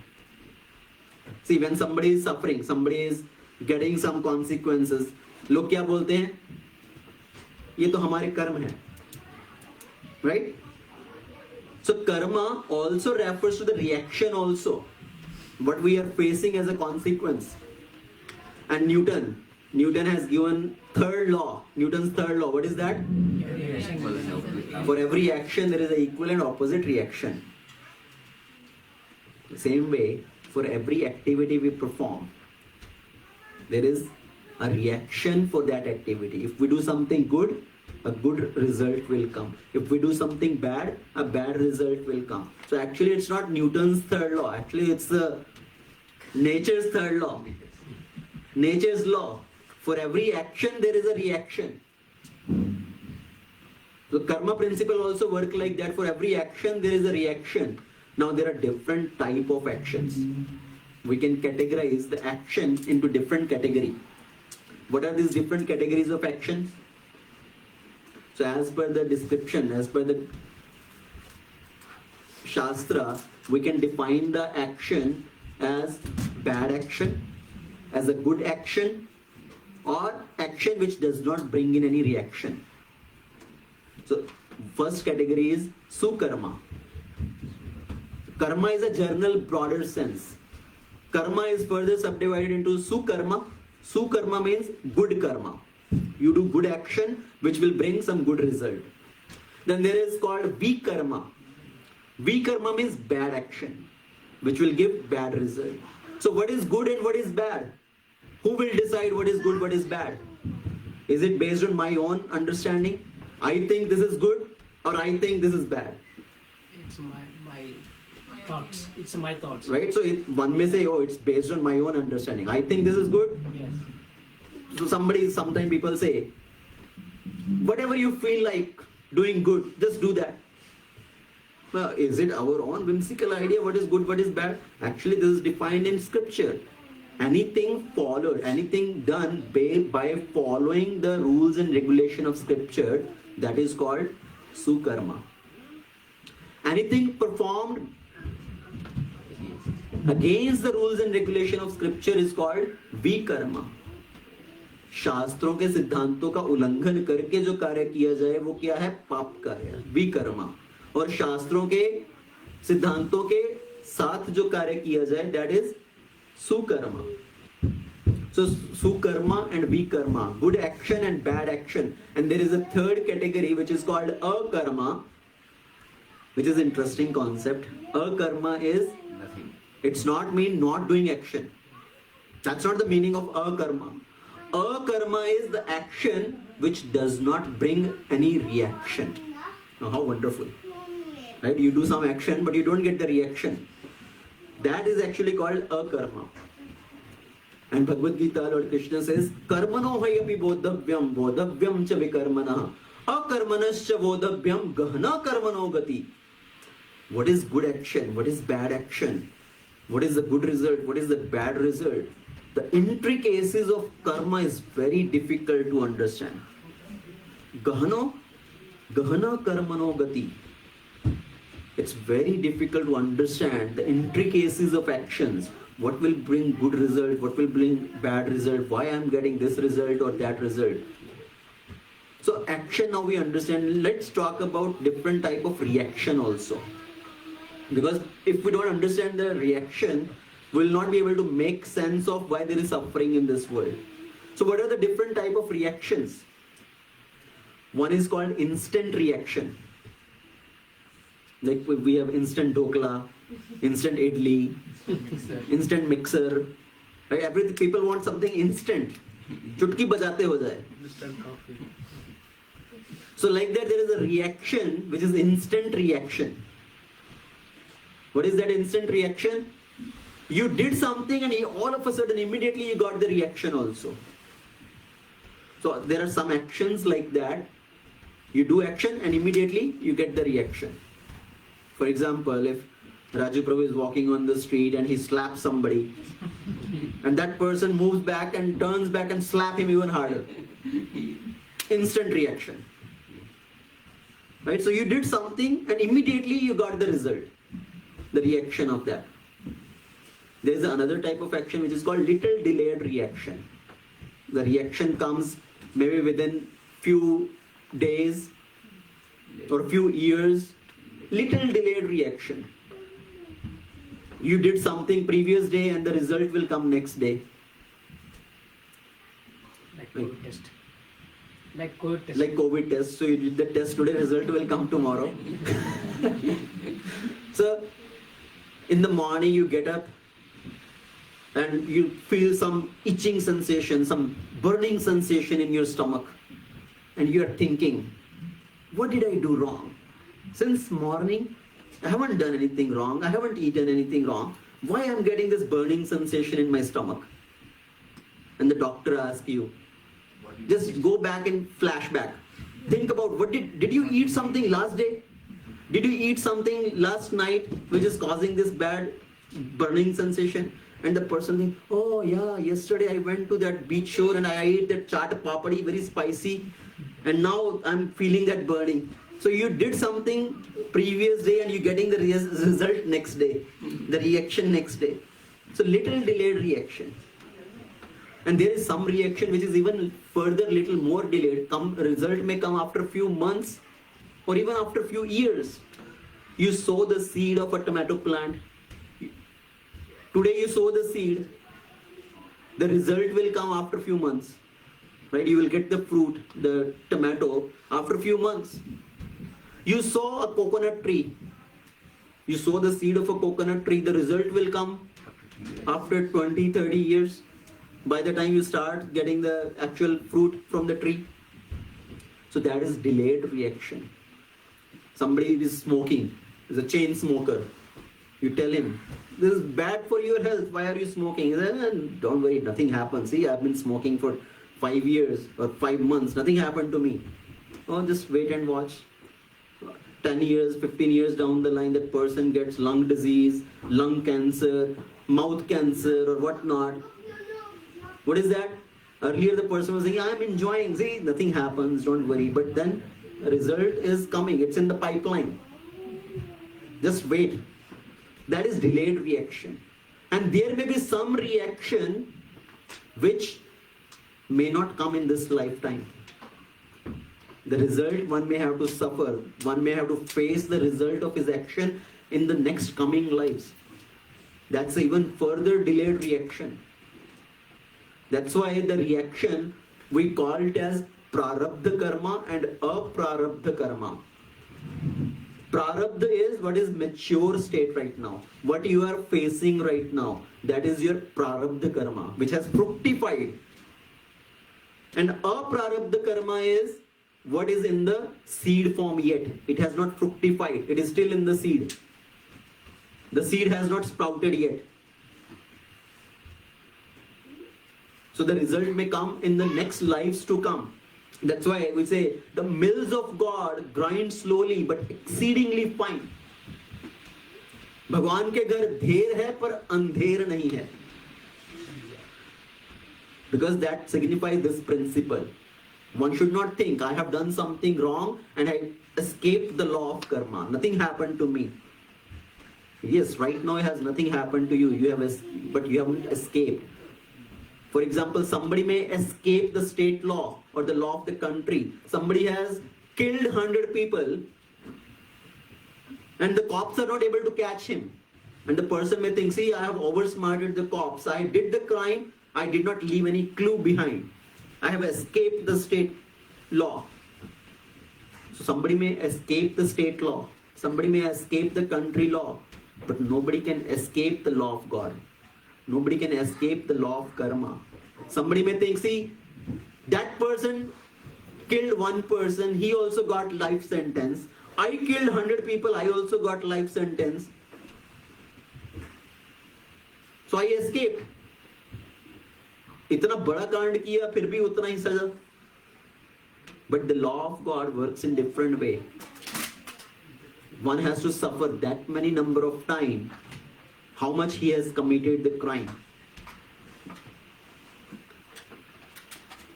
Sometimes, have you heard the statement somebody saying, see, I am so intelligent, I have so much skill, why I am not able to get the maximum out of my life?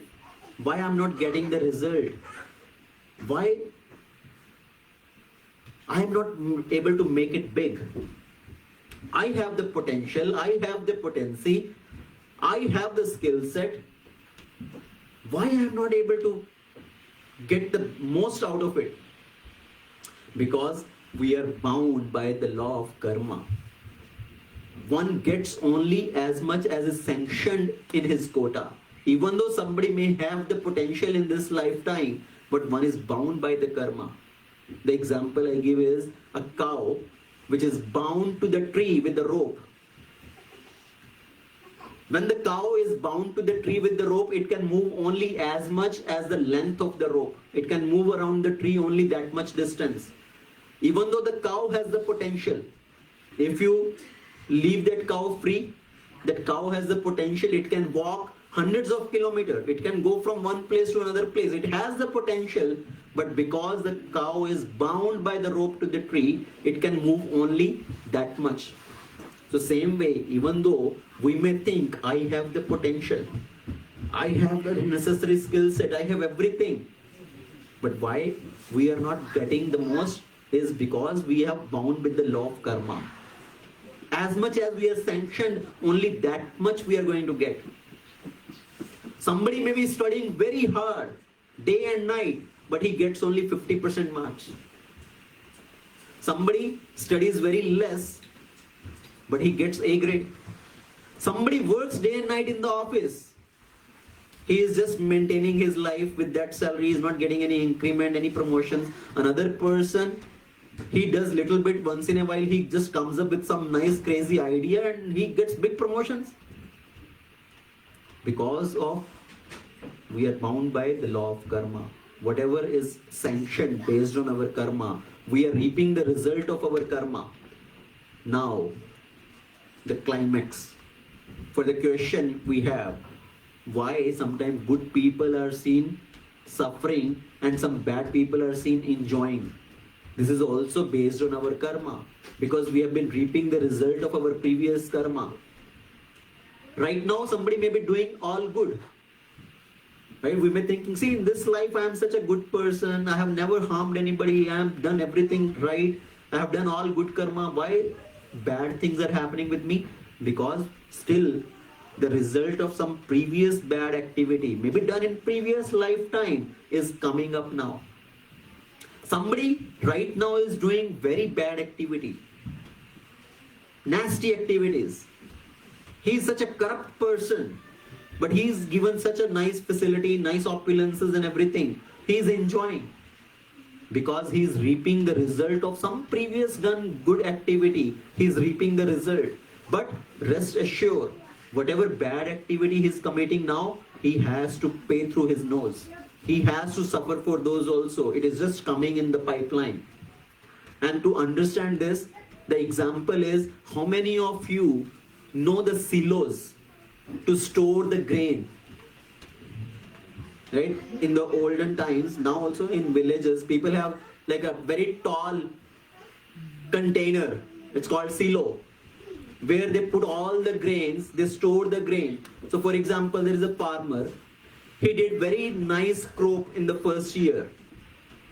He did very nice crop in the first year. Whatever crop came, he poured from the top in that container. And he opens the lid from the bottom and takes little bit to use throughout the year. Next year, he again did the crop. He did not put enough hard work in that. He did not water it properly. He did not seed it properly. So next year, he got a very bad crop. So whatever crop came, again he take all that grain and again pour it from the top in that container. And now as you open the lid from the bottom, good grains are coming out. A child may be thinking, oh, it's a magical container. Put a bad grain from the top, coming good grain from the bottom. But the child does not know the grains which are coming out is still from the last year, which were poured earlier. Earlier he had poured good grain, which is still leftover stock is there, and that good grain is still coming out. So that's why we see sometimes people, they are doing very bad things right now, but they are enjoying because previous result is still coming. Again, just the opposite of that. Let's say first year the person has a very bad grain. He poured all the bad grain there. And next year he did the crop, very good grain, and he poured those good grains also from the top. And he opened the lid, bad grain is coming out. So right now he is doing all good, but he is suffering. Because the previous quota of reaction is still coming. Whatever bad he has committed, it is still coming. So that's why if we really want to understand the concept of karma, it's not just one lifetime we can look at. It's not just the one day time we can look at and claim, see, today I did not do anything wrong. Why did bad happen to me? What about previous day? So same way this lifetime we may see, oh, I'm doing all good. Why bad is happening? What about previous lives? We may not remember our previous lives, but the result is still coming. So that's why the karma definition is under the influence of three modes in the jurisdiction of time. And time is not bound to this lifetime. It spreads over multiple lifetimes. Another example to understand this concept of multiple lifetime is the cricket example. Very easy to understand. How many of you are cricket fans? Test match, one days, 2020 or 50-50? So anybody has seen the test match? Multiple innings. So let's say India-Pakistan test match going on. First inning is over. First inning, India made 200 runs, Pakistan made 400 runs, so Pakistan is leading by 200. So first inning has been over, now second inning is going to start. A new audience come into the stadium. You see the scoreboard. Match has not started yet, second inning has not started yet. Scoreboard says Pakistan 200, India 0. And that person looks at the scoreboard. What nonsense is this? Is the umpire biased towards Pakistan, or the scoreboard is something malfunctioning? Why Pakistan is already 200 and India is 0? There is no ball is done yet. But my dear sir, you are a little late. You have missed the first inning. In the first inning, India made this much, Pakistan made this much, so they are leading by this much. Because the match was spreading over multiple innings, so we have to look it from that point. So same way, our lifetime is not one inning. It's not a one-day match. It's spreading over multiple innings, multiple lifetimes.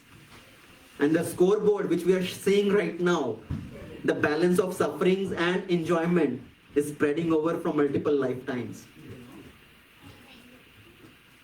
So that's why karma, the intricacies of karma is very difficult to understand. The classical example is Dhritarashtra, who raised this question.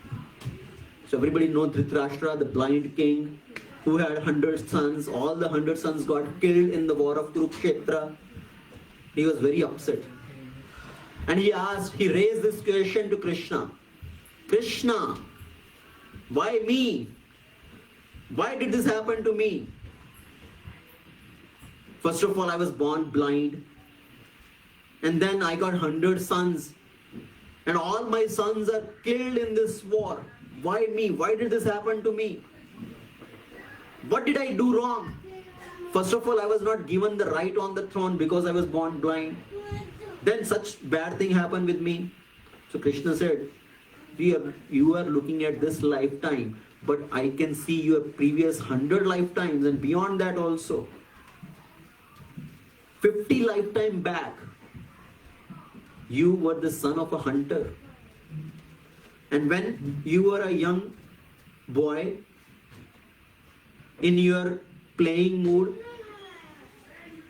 you climbed up on a tree. On that tree there was a nest of a bird. In that tree there was the male bird, the father bird, and there were 100 eggs.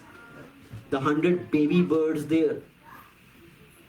And in your playing mood, you pick a sharp thorn and you blinded that male bird, the father bird. You made him blind. And then you put fire to that nest and all the 100 baby birds were burnt alive, roasted alive in that. And now you are reaping the result of your activity. Because you made that bird blind, so you are born blind. And you had killed the 100 children. You had roasted alive the 100 children of that bird. All your 100 sons are roasted in this war, the fire of this war. And Dhritarashtra said, okay, I understand, I did something wrong. But you could have finished the account right then and there. Why now? Why you had to wait that long? And Krishna said, because you have to first get enough pious result that you are eligible to get 100 sons. Now you got 100 sons, now you are getting the reaction of your activity. So the karma, sometimes it's quick, instant reaction, sometimes it's delayed reaction. And that reaction is spread over multiple lifetimes also. So when we see something bad happening in life, we should think it is because of my some previous bad karma coming up. That's why I'm suffering right now. When we see these problems in the society, in the world, we should have that mindset, oh, maybe this is something somebody had done wrong. And then the karma spreads over individual karma and collective karma. Just another 10 minutes or so maybe, and I will wrap up this topic. So individual karma and collective karma. Individual karma is something one has done individually and one reaps the result of that. So everybody has their individual karma, but there is the concept called collective karma. Collectively, some people have done something and they will reap the result of that. Collectively, we are all contributing to the pollution. And the result of that is some natural calamity, which is a collective karma. Somebody has contributed less, somebody has contributed more, and they get the result also accordingly. So when there is some natural calamity happen, when some disaster happen, where many people are involved in the same one incident. Let's say there is a plane crash, there is a train accident, there is a flooding of a particular area, tsunami. In that, many people are involved in that particular disaster. And many people, they get their collective karma, the result of their collective action. But in that also, somebody suffers more, somebody suffers less. Somebody has such a suffering to the level that he's wiped out. Somebody gets a suffering, maybe he gets some bodily injury. Somebody gets some just mental distress, but no physical distress, no physical problem. And somebody, he is also part of that disaster, but he comes out safe from that. Very minor suffering he has to go through. So even though there is a collective reaction happening, but that collective reaction, the degree of that reaction is also different based on their contribution. And there may be some incident, there is a natural disaster happening, somebody was not supposed to be part of that, he's taken out from that situation. For example, there is an earthquake happened at one place, where so many buildings destroyed, so many people died. One person, he is still found alive, nothing happened to him. From under the pile of all that garbage, he is still found alive. And maybe there is somebody who just left that place a day before when the earthquake came. So I remember one of my friend, another devotee, it's I think 2015, 2016 time, he was visiting India, and from India he went to Nepal to visit some friend and family. And at that time there was a big earthquake in Nepal. So much destruction happened that time. But just one day before that earthquake, this person came back from that place. So he was in that area only where this happened. But just day before he came back. So Krishna knows who need to get what reaction at what time to what degree. And he make arrangement accordingly. He will pull the person out of that situation if that person doesn't deserve that reaction. And if a person need to be part of that reaction, no matter where in the world that person is, Krishna will make arrangement that person will reach there at that time to become part of that reaction. Somebody may be somewhere else day before, just on the time when this disaster is going to happen, he came there. And then we wonder, oh, why did this happen? Like the example of Titanic we gave earlier. So all the people, they are brought together who need to go through that reaction, that kind of suffering. And somebody who does not have to go through is taken out from that situation. So there is individual karma and there is collective karma. And I already gave those examples. So karma is like a karma cafe. Welcome to Karma Cafe. There are no menu cards there. You get served what you deserve. So you cannot go to the karma restaurant and say, please give me this nice facilities only for enjoyment. So sorry, Karma Cafe, there's no menu cards. You are served only what you deserve. And that's why the time and karma, they act on everybody. See, a bird, he eats the insects. And when the bird dies, the insect eat him. So the time, when the time can turn, nobody can understand. That's why we should not think, oh, I'm so strong and I can try to control others. or I can try to harm others, because when the time can turn, you never know. So now, there are some particular action which bring bad reaction. We'll talk about it in a later session. Just another example I want to give is, maybe I will cover this topic in a different session.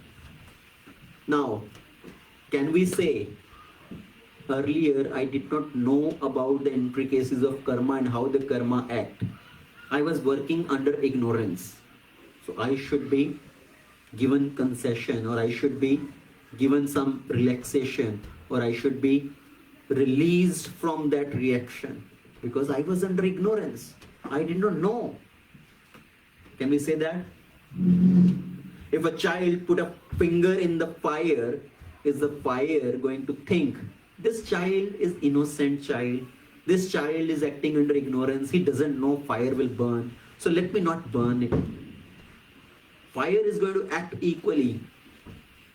He is going to burn that child also.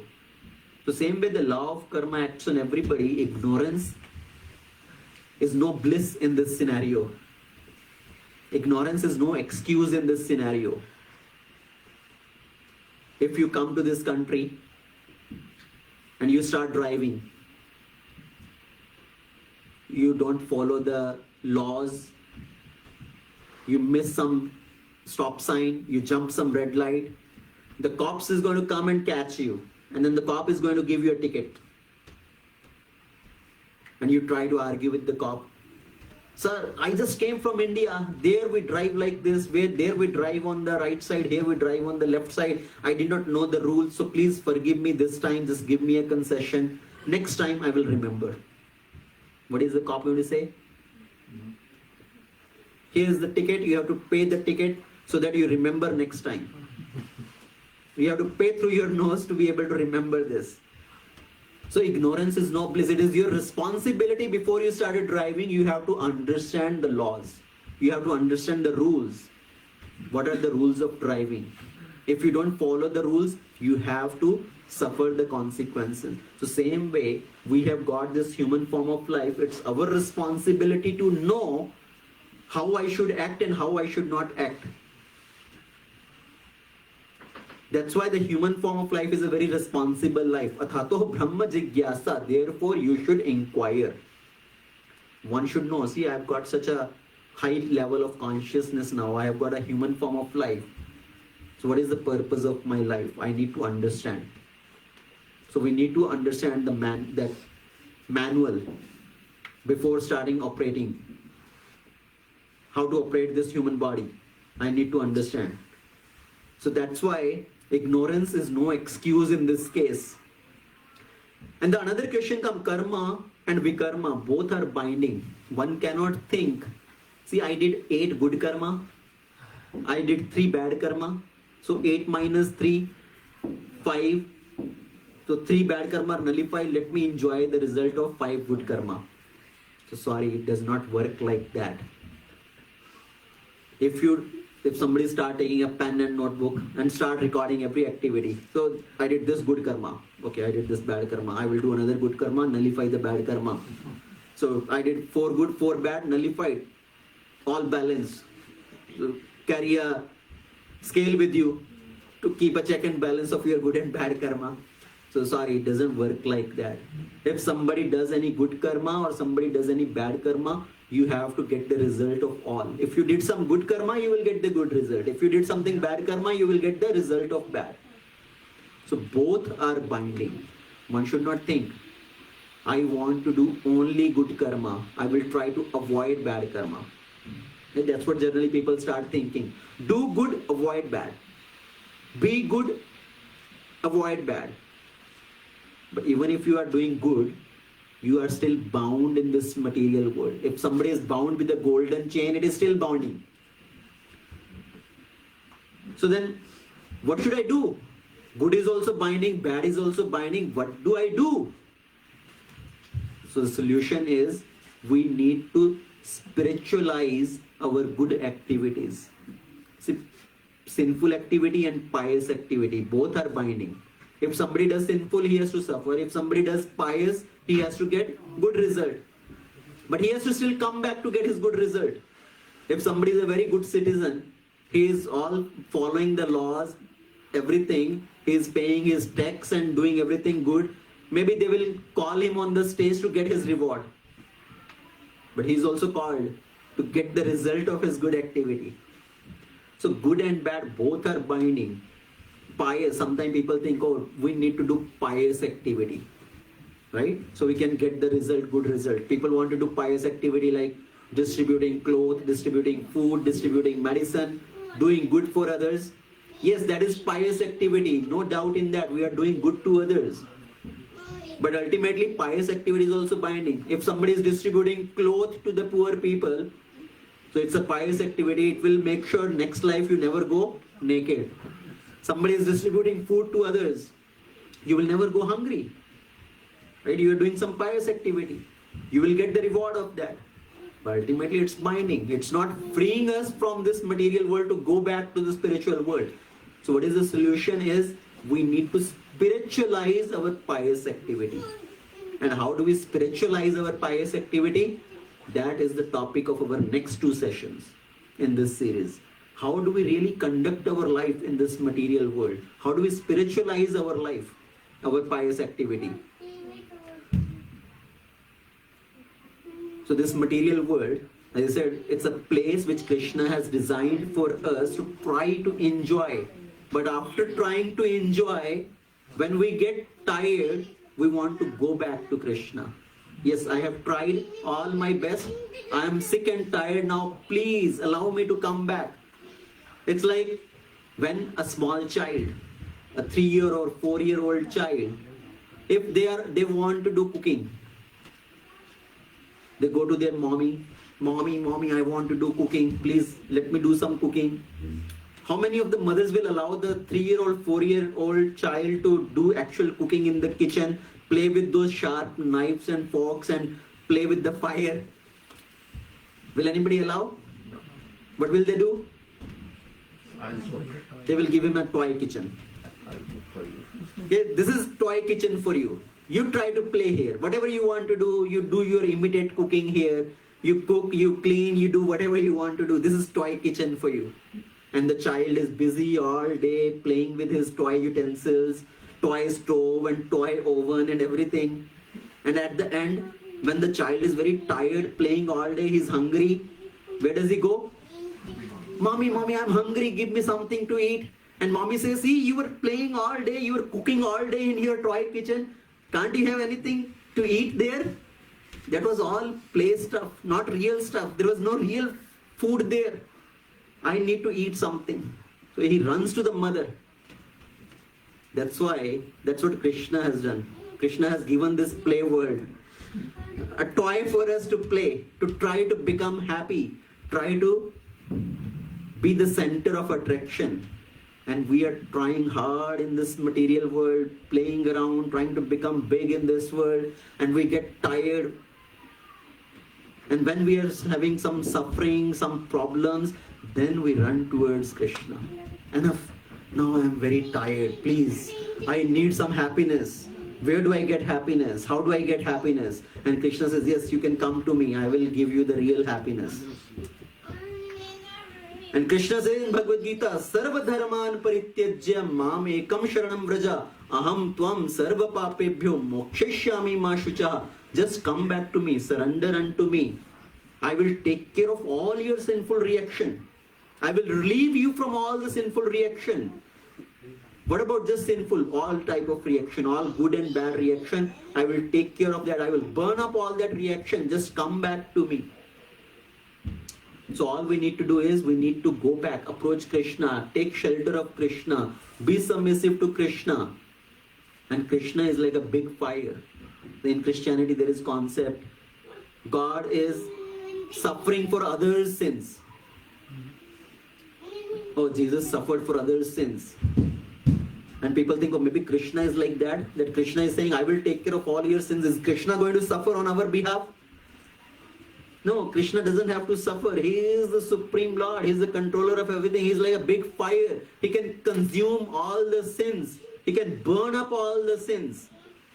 Like a forest fire. Forest fire, no matter how much wood, how much fuel you supply to the fire, it will consume everything.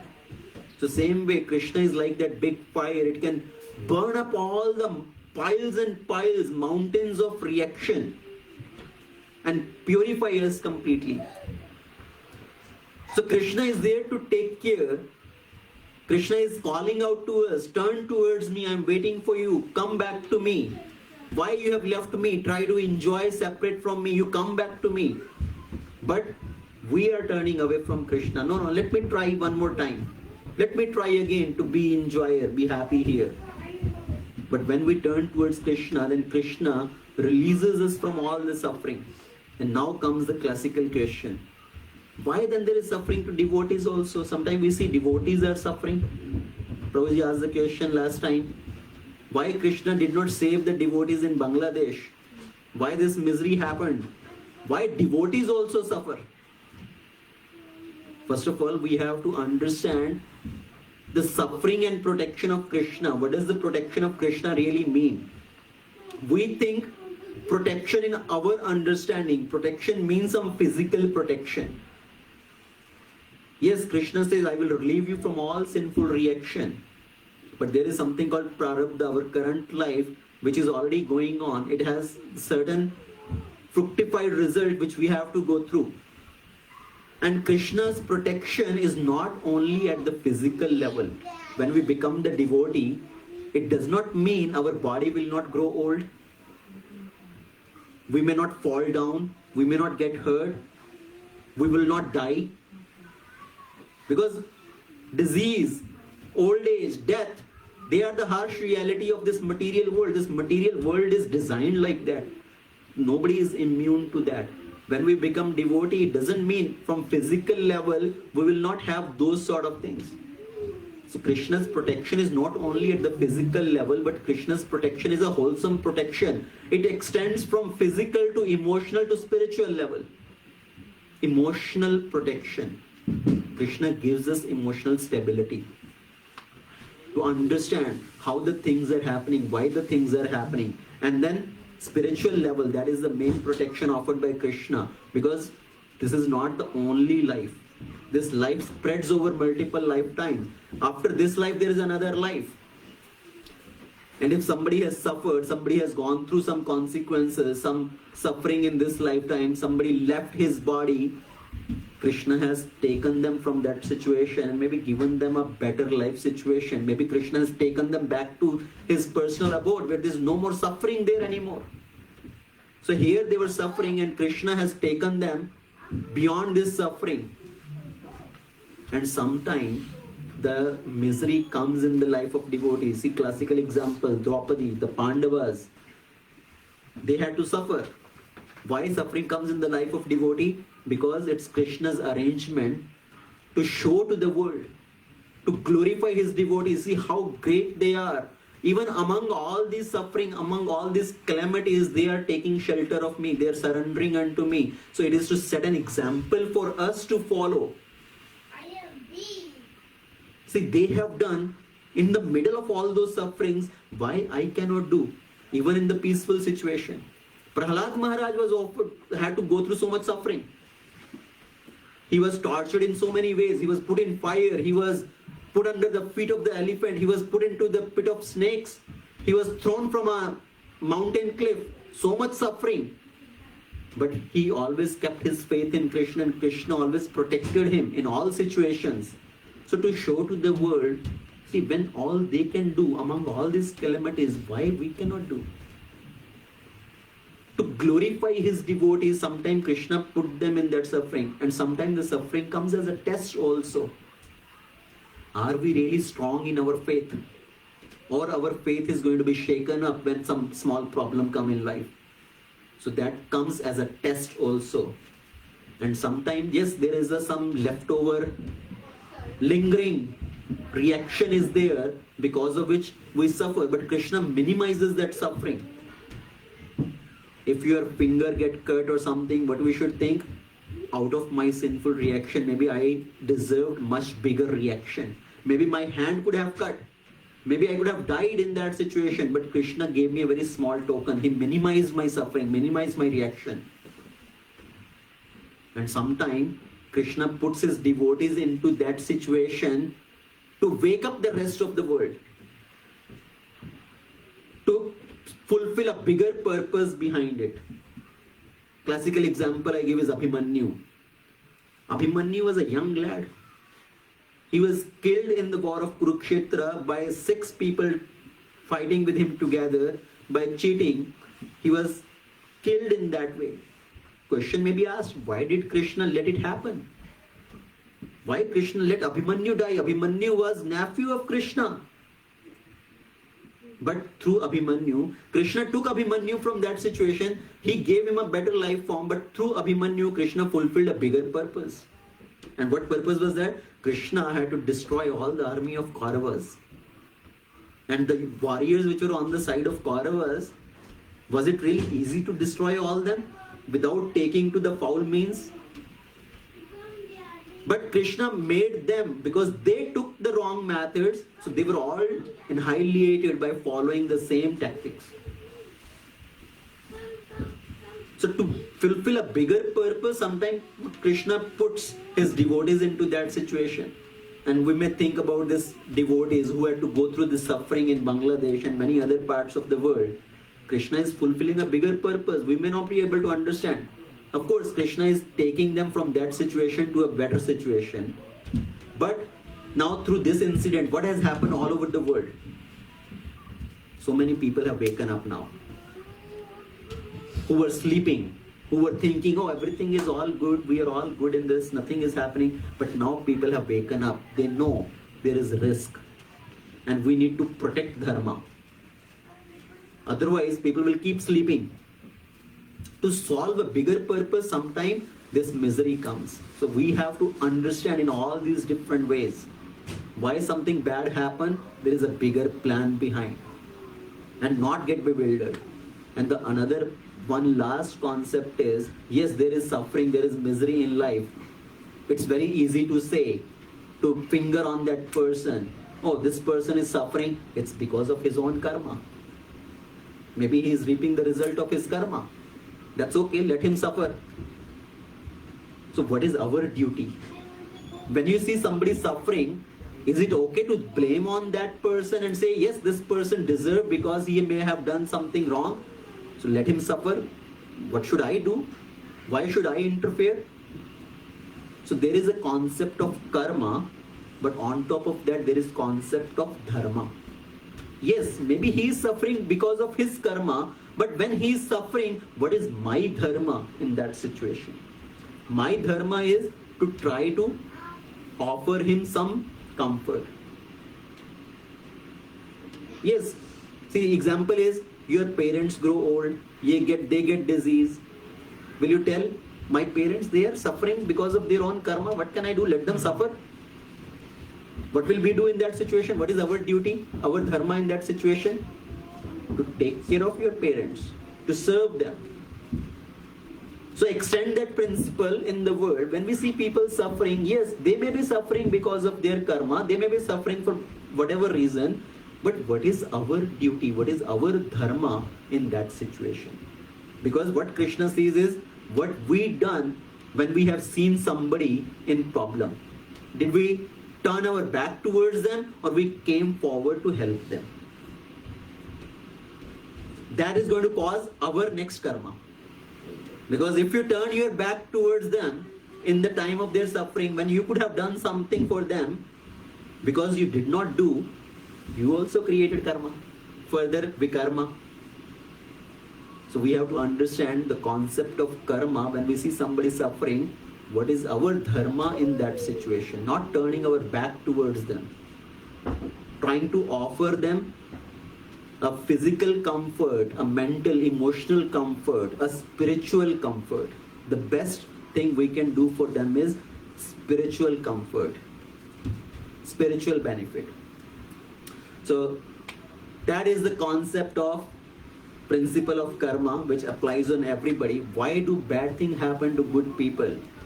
Because we think that person is good, but from Krishna's point of view, Is that person really good? Then maybe that person has done something wrong at some point of time in some jurisdiction of time. That's what he is getting the result. So we should not get bewildered with this. Keep our equanimity, peace of mind. Our vision should be focused on understanding the plans of Krishna and dovetail ourselves to align with plans of Krishna. So I will end here. Srimad Bhagavad Gita ki jai, Srila Prabhupada ki jai, Ananta Koti Vaishnava Vrinda ki jai.